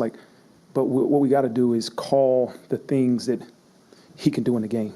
And that's on us as coaches. We got to put him in a better position and ask him to do the things that he does well, get experience, and then we can have him do all these different types of punts. And so we got to get him better in practice. We got to maybe be strategic in how we ask him to punt in practice. Usually in practice you go punt period, right? And that's about all you get. But we're going to probably scatter some punts throughout practice to say, okay, treat this like a game. All right, you might be sitting on the sidelines for 20 minutes. Come back in. Now you got to execute. And so we as coaches are looking at ourselves and saying, okay, how can we help this guy with so much talent have success on Saturdays? And so I hope that some of the changes we're going to make in terms of what we ask him to do, how we practice, will help him on Saturday. Couple things. First thing that stands out is evaluation. Once again, what are we doing? Why are we bringing a guy in then saying we got to figure out what he's good at? That's crazy. That's crazy. Why are we bringing a guy in that we don't have specific roles for? Because that way it's easy to move on. Because you're wasting games, wasting reps trying to figure it out. I.e., perfect example is Sam. Sam had a 3-game contract. Sam, if you don't win these 3 damn games that we hiring you for, you should be out of there. But those 3 games he didn't win was a good evaluation to say, was it worth it or not? And in my opinion, it wasn't. He was 1 for 3. 1 for 3. What are we evaluating on tape? If we bring this kid in and then you bring him in and we get all the way through practices, through the season, and then you sit there talking about, well, we don't know what to do with him yet. What are you evaluating on film? Are we getting media hyped into these situations where we're like, oh, he do these trick shot videos for 5 minutes? Would he kick it through a couple tires from 50 yards away, or, did a backflip we be getting wild by these highlight tapes or something.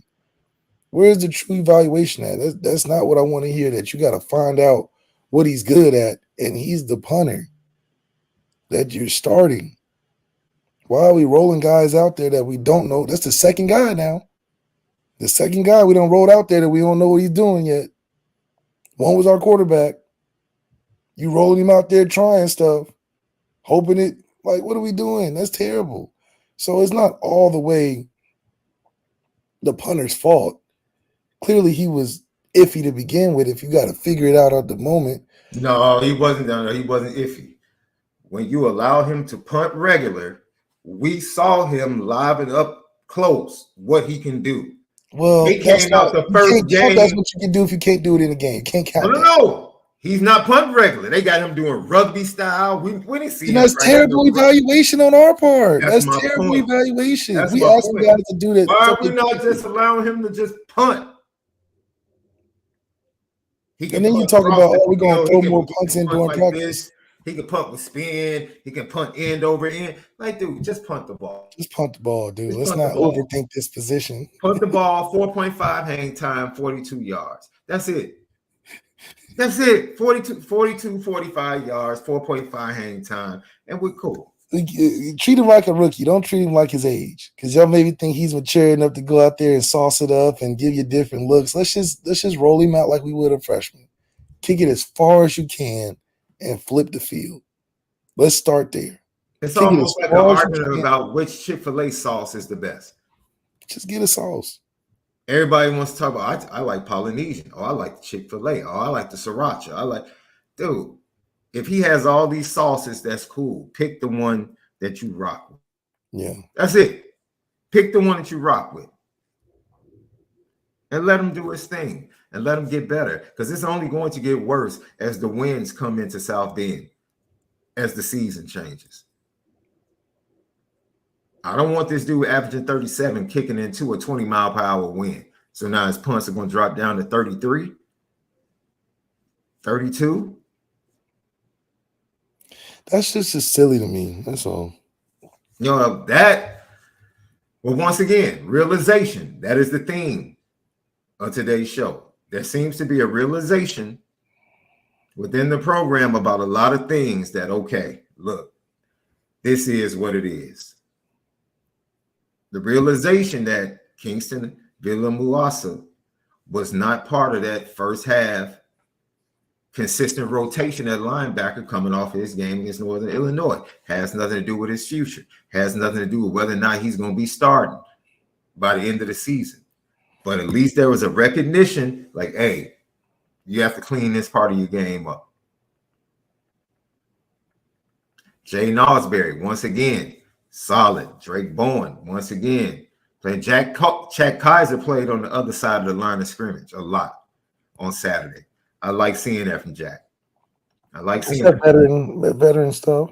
Yeah, your boy Jason Anye showed up big time. You've been asking for it, Left.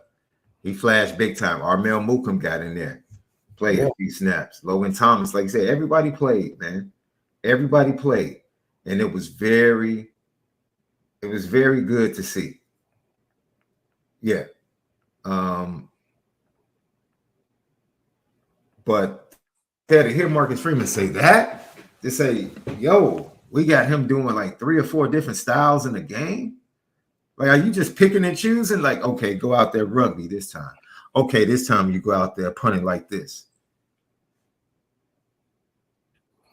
Sometimes you give guys too many options. Man, just go kick the hell out of the ball. I mean, hey, flip the field. That's it. Yeah, that's it. We always doing it too much. Like, dang, like I know we smart and you know it takes. We're all guilty of it, Left. We're all guilty of it. No, because you watch college football teams that do basic stuff. Now, we all have something in life that we do too much. Okay. It's fashion or something. We all have something in life, or cars, whatever it is. We all have something in life where we do too much. We all have something. You know, it's probably just not visible to millions of people on a Saturday afternoon, but everybody has something where, especially if you, man, I guarantee you, my wife has a list of stuff that she's like, man, this cat Sean does he does too much. He does too much. She tells me all the time, but why are you so dramatic? She tells me all the time. And my wife has this thing where she wants to be tough because she's from the 12 Deuce. Yeah, you know, okay. She's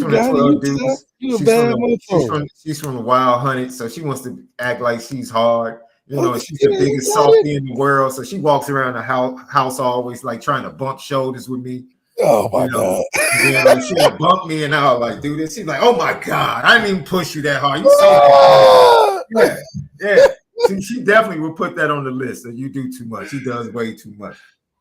Oh man, that's good though. Yeah, I know she would, and she does way too much because it takes literally. That's fun though. It's like, what you bumping? What you trying to do, man? You always bumping me. She's always trying to prove something, man. It's like, come on. That's actually funny.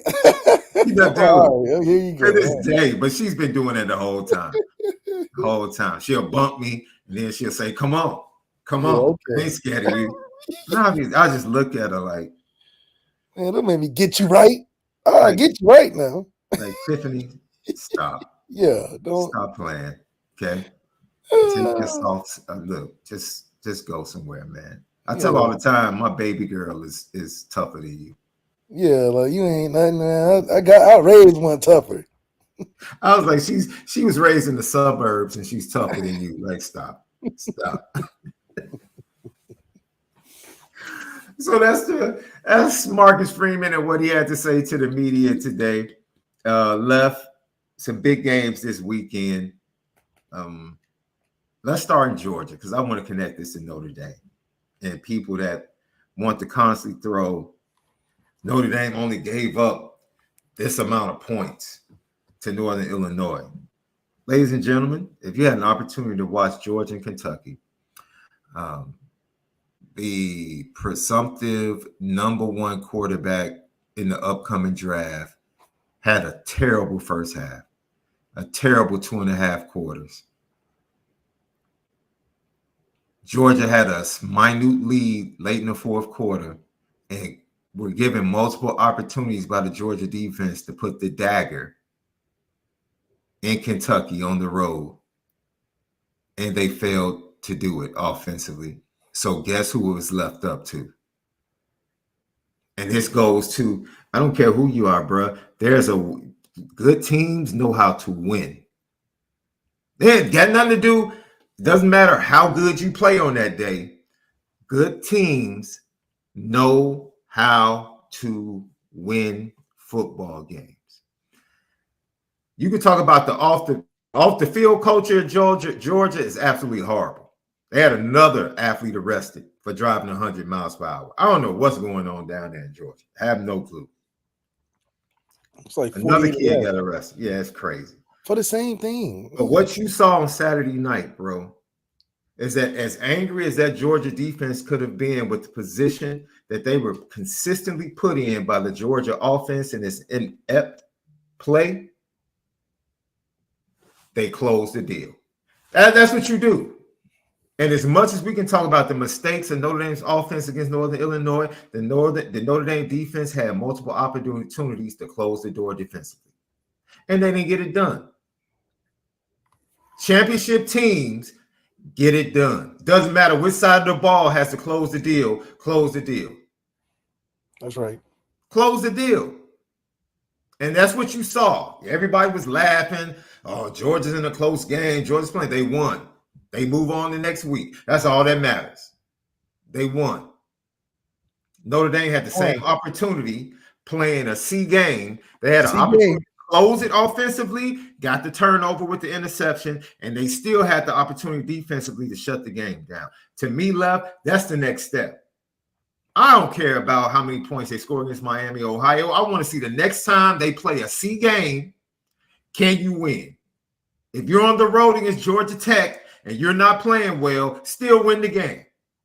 Win the game. If you're playing a Virginia that you're better than, and they have you in a tough game in the fourth quarter, win the game. Just win the game. Find a way to win. That's all that matters. If you win that game against Northern Illinois, people will probably be and moan about the way you play, but guess what? You're 3-0. At the end of the day, you're 3-0. And ultimately, that's what matters. After the game, Kirby Smart wasn't sitting there complaining about the way they played. He said, man, it's tough. Every time we come up here, they play us tough. They got our number. But guess what? Every time we come up here, we play terrible, but we win. Ultimately, that's all you want.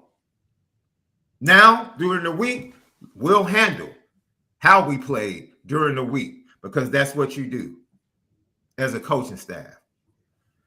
But the next step we have to take as a program, dude, win a game when you play bad. Show me that.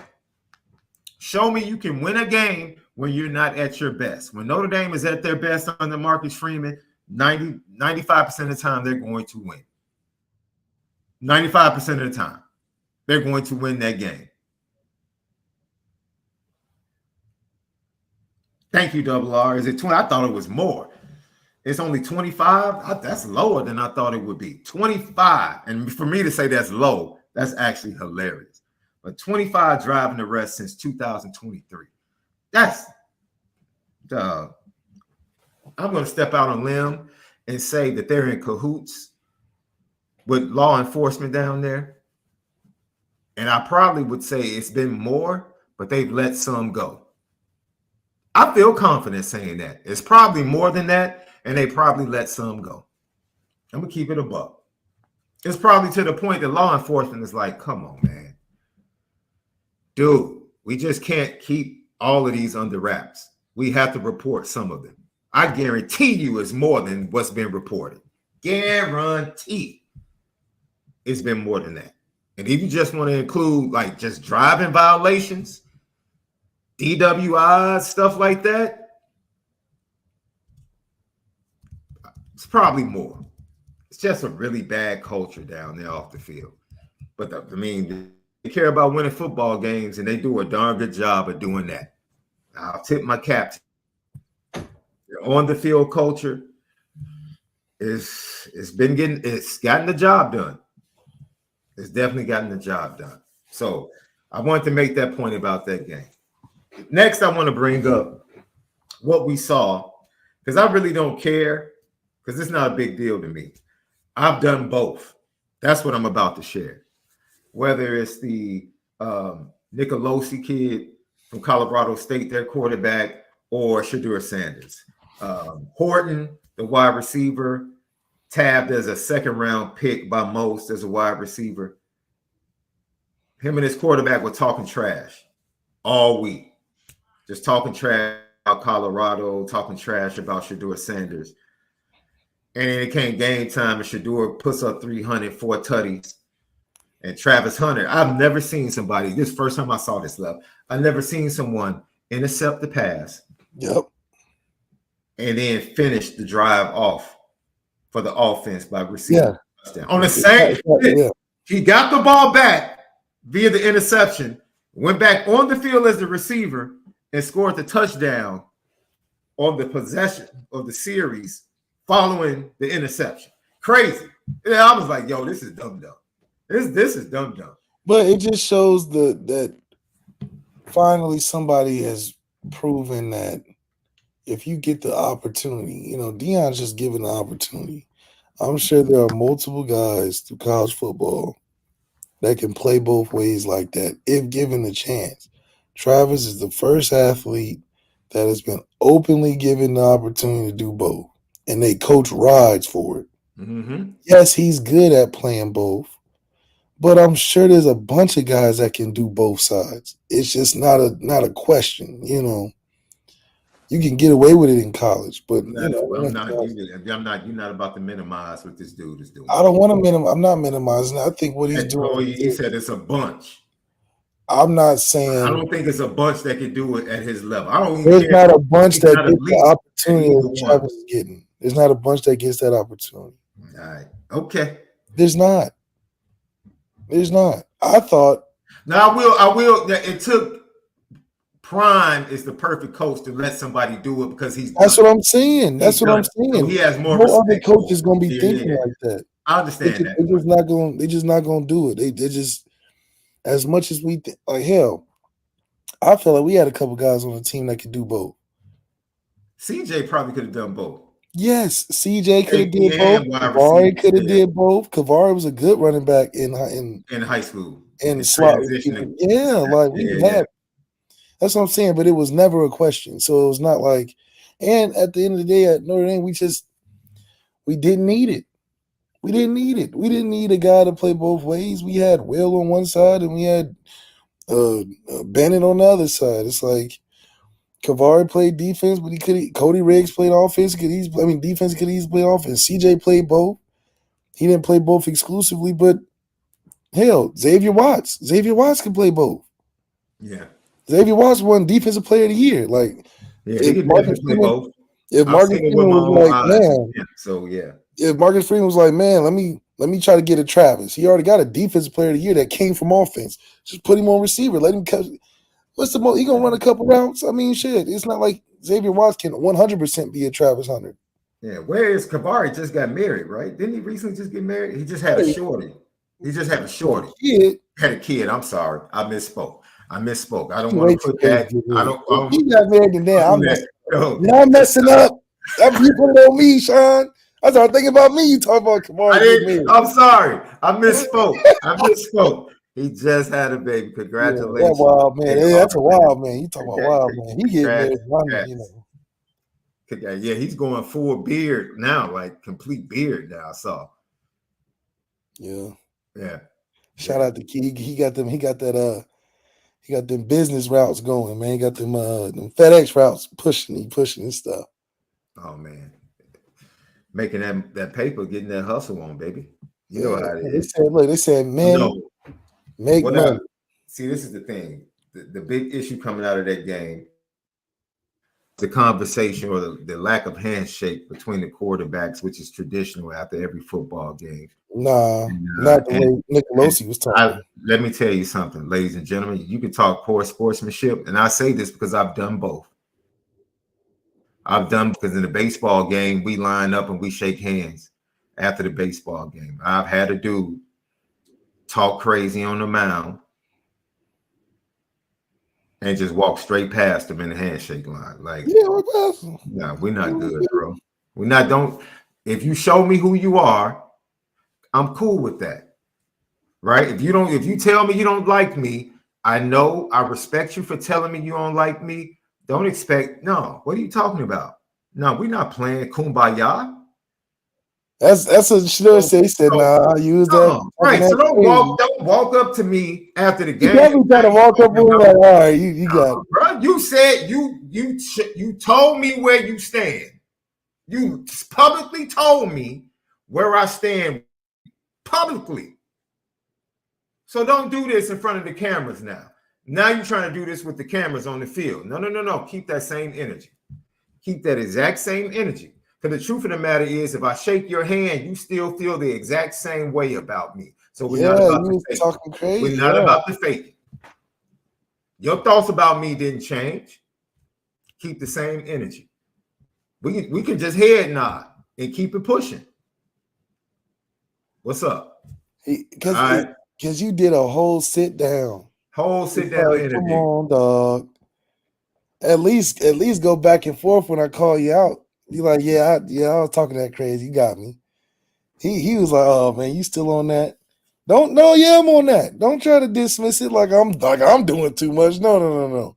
Man, this dude's like, yo, you still on that? You put it out there. Am I still on that? No, are you still on that? No, you did this. Once again, you created a situation. Because what he say? He said, keep talking, Muff. He said, keep talking. I'm just replying. That's right, why he said, you can't F with me. You can't F with me. Get out of here. Come on. But that's what I love about this, which I like what Shador does. All that friendly stuff in sports, I don't like that. So I like the way Shador approached it.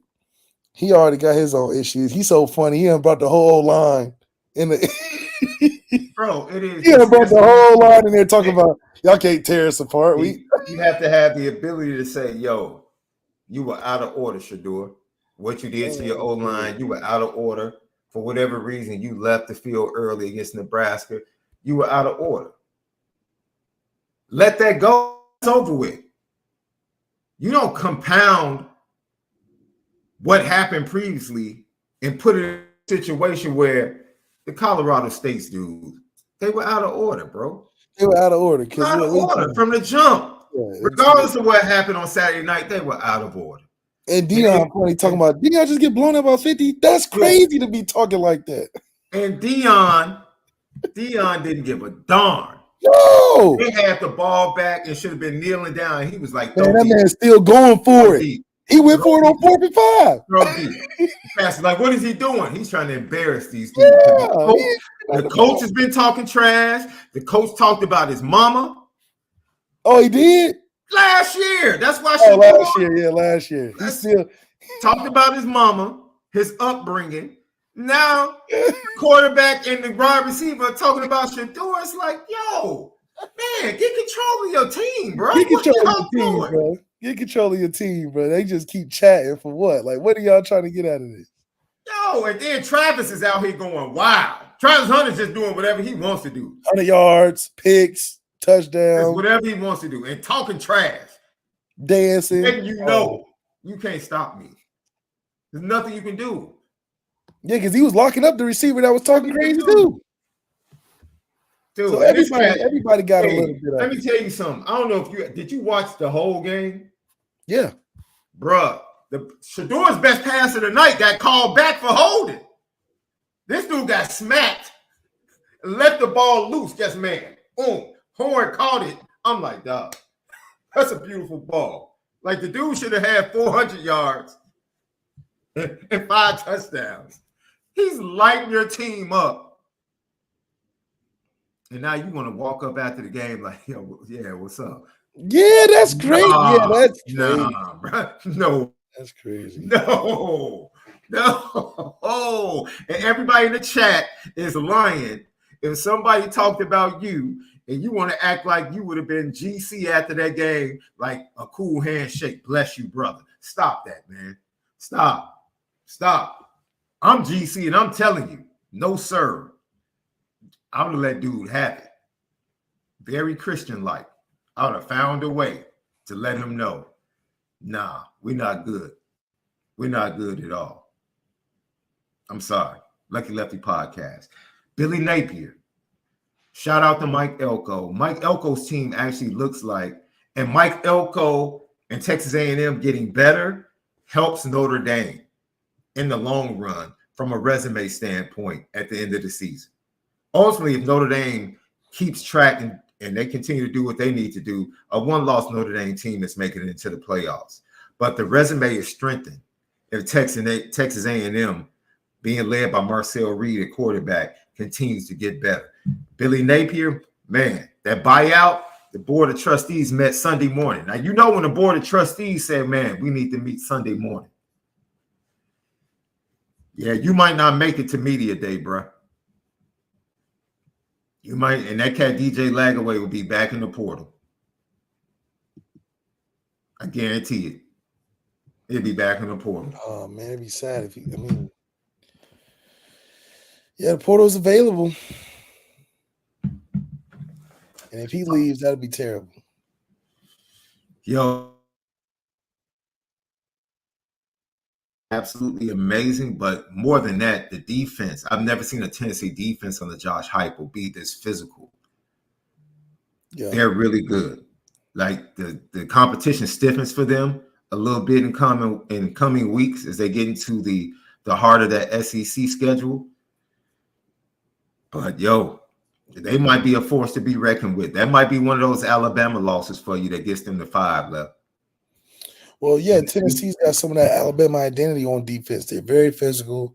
Yeah, they make tackles. They make it hard for the opposing team to gain momentum. And then they got offensively a nice combination of things that's working for them. You know, the quarterback solid running game. They still got that system that is unique in its own, and it can score a lot if you let it. And then, you know, at the same time, Heupel's in his 4th year of coaching at one program. And so his development of that program should be where it is, as more of a staple and not as a transfer gimmick like you see at these other schools. Oregon looks like they're getting on track after 2 close calls. They win the Civil War against the Beavers on the road. Big time win. Dylan Gabriel had a fantastic Kansas State. Avery Johnson, a kid that Notre Dame recruited. It kind of backed off. Then they tried to get back on him a little bit when he was committed to Kansas State. He stayed. Dylan, who was a Notre Dame commit, went to Colorado. Now he State. They get a big win at home. And let me tell you something. For Theta, he struggled. The game was closer than the final score. He overmatched Arizona in that matchup. But more than that, McMillan, my brother, I forget what his stats he ended up. He had 300 yards, but he had a catch on the sideline, a one-handed catch that was incomplete. He barely was out of bounds. And after that, he got pulled from the game. The kid is fantastic, man. He's a joy to watch. So those are the weekend recaps, the things we thought about this weekend. Left, anything else that you want to talk about before we get out of here to recap the weekend that stood out? It's been a good weekend, and looking forward to hearing more from the team on how we're getting ready. And, you know, another week to dominate, man. Miami should not be – they're not the Miami of Florida. They're the only team in Florida, though. They're the only team in Florida, bro. Yeah, Florida A&M is okay. Yes, Florida A&M is straight. FIU is actually pretty solid. That Memphis game, let me tell you, ladies and gentlemen, Florida State is trash. If Notre Dame doesn't roll Florida State when they roll in here in November, something's wrong. Florida State is trash. They can't throw it, and they can't run it, and they can't stop the run. I don't know how much more trash you need to be. That's a bad ball team. You can't stop it, and you can't throw it. That's bad. It's a year after a quote-unquote playoff run. Man, that's bad. That's really bad. And shout out Coach Missouri Tigers. They got a big win. I thought that was an impressive win. I thought they faced a really tough Bill O'Brien-led Boston College team that came physical. They have a really solid – they just play real solid football. You have to beat them. They're not going to beat themselves. They don't have a lot of playmakers. So offensively, it's only so much they can do. And tough. They win in the trenches, but competing. And the game was very competitive. And then Missouri they made more plays down the stretch. A shout out to my Illini, baby. We continue to roll. And let me tell you something. We're going to take care of baby Mahomes for you this week, love. Really? I'm going to put that out there. Yeah, we talking like that. Luke, Oh, double R's in the chat. Double R's in the chat. My boy Luke Altmaier, double R. wait, you talking about the team that you said Steve can start for right now? We're going to Nebraska, and we're gonna handle baby Mahomes for you, Left. You saying the team? We're gonna handle them for you. Wait. The team you said What you Steve mean? What you about to say? right now and play? Yes, Steve. We would beat them worse if Steve was the starting. Yes. My stuff for a minute. Jump on my orange and my blue for a minute. ILLINI. Let me talk it for a minute. I don't know how many more times we're gonna be 3-0. I don't know. I have to enjoy it. So yes, I'm confident we're gonna walk in, but everybody has corn husk on their head. Yeah, that's a tough place to walk into right now. We're gonna have them leaving by the middle of the fourth quarter. Ooh. We're gonna have them leaving by the middle of the fourth quarter. Take Colorado in the North. If it's one, he coaches the trenches now. It's a ranked game. Kansas already. We beat Kansas. Sent them home already. We sent Kansas home. Sent Kansas packing. Don't play. That orange and blue is coming, baby. And we owe y'all. We owe y'all. We owe y'all. Oh man, Sean, you got the boys doing all that. Hey, baby, they got us last year at home. There was a cold, windy night, and they snuck us. We're coming back for revenge. We're coming back for revenge. All right. Lincoln. It's a Lions year. All you Lincolnites, we're coming for you. We're coming for you. We're coming for you, baby. All that running and jumping up and emulating Pat, he gonna have the same Pat game. Speaking of Pat, your boys came up short, Left. Your boys came up short. Your boys came up short, Left. You want to talk about it? You want to talk about the refs? You gonna blame the refs? Oh, they you gonna blame the cannot refs? close the game, boy. Them boys just kept giving it away. Like, oh my gosh, like calm down. They were just too antsy. Yo, Jamar Chase was out of order, bro. Oh my God, like dude, what's the problem? What's the problem? You know, no. The buck. Because he doesn't have his contract, he's probably aware he's healthy, and he probably almost felt like McDuffie. That's probably why he went over the top.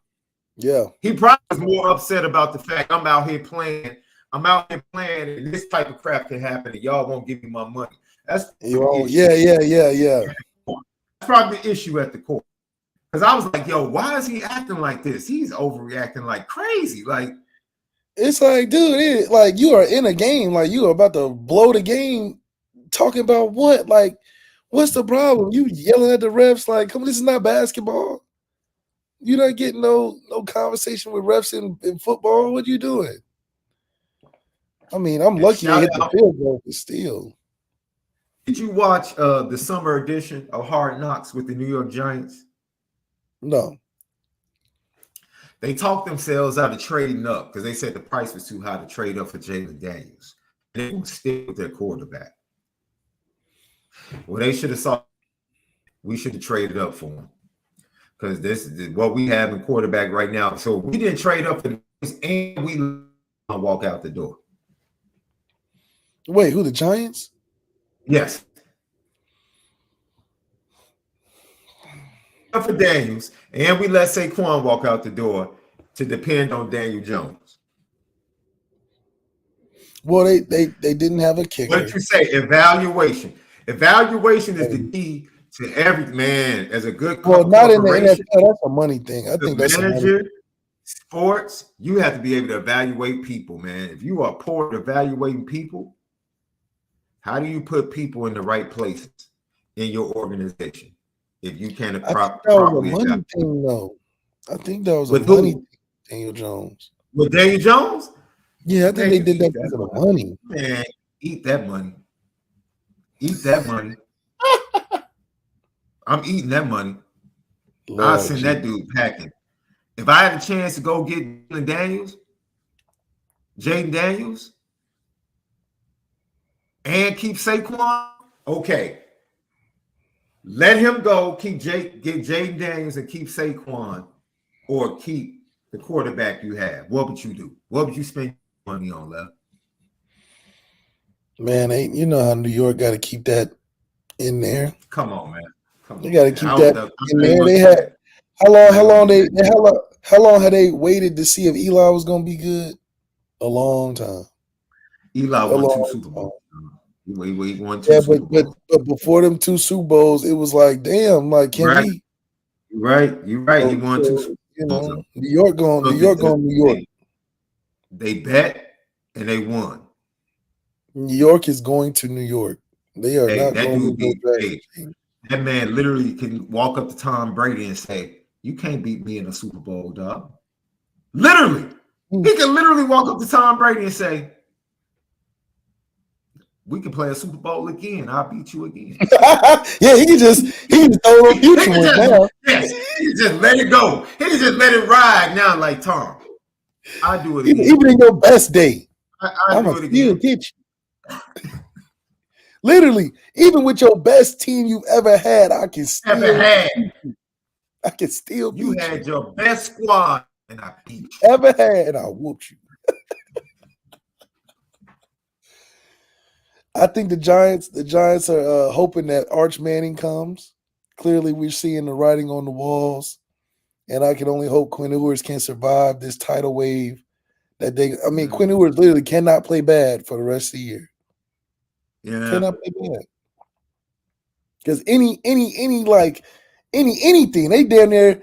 If it get too crazy, they might just pull him to be like, we can't hold him off no longer. Arch did look good. Arch did look good. The brother he looked. You got the best team now. Now let's add all the additives. You've been there for 2 years. You got the best team around. You got the best coach right now. Hey, you know what I'm amped for, bro? I'm gonna keep it a buck. I'm amped to see the Rose Bowl come to regular season in the Big Ten, bro, because we only got this matchup in the Rose Bowl. If both won their conferences for years, we get to see USC invade the Big House next weekend. That's gonna be some pageantry, bro. That's just this USC Michigan in the Big House. It just sounds good. The teams might not be as those Rose Bowl matchups, but it just gets your blood going a little bit. Gets your blood going a little bit. And hopefully, I need no business early again, bro. I had a much better weekend. I was able to enjoy church a little bit more this week. Yeah. And I had people laughing at me. I was able to worship the Lord a little bit better. Because what they say, you gotta they say you don't let your emotions be king or something, because you think that being angry is helpful in the moment when you gotta let go and let God. Mm-hmm. Something like that. Left's preaching today. Man, thank you for joining us today. We'll be back Wednesday. Tonight we record players only. Patreon.com/Lucky Nephew Network. Check it out. It will be posted tomorrow, and then the video post on Wednesday along with the Lucky Legends podcast. You don't want to miss that. I think on Lucky Legends, we'll talk about that blowout game you remember the most. That game where you were just laughing on the sideline. Man, we are smashing these dudes. We are killing these dudes. The OGs are going to have a bunch of those left, because they did that a lot. They blew a lot. Yeah, they definitely did that a lot. They definitely did that a lot. These two mics have a great Monday and a blessed week. But most of all, we hope before you see us on Wednesday that you continue to spin it different.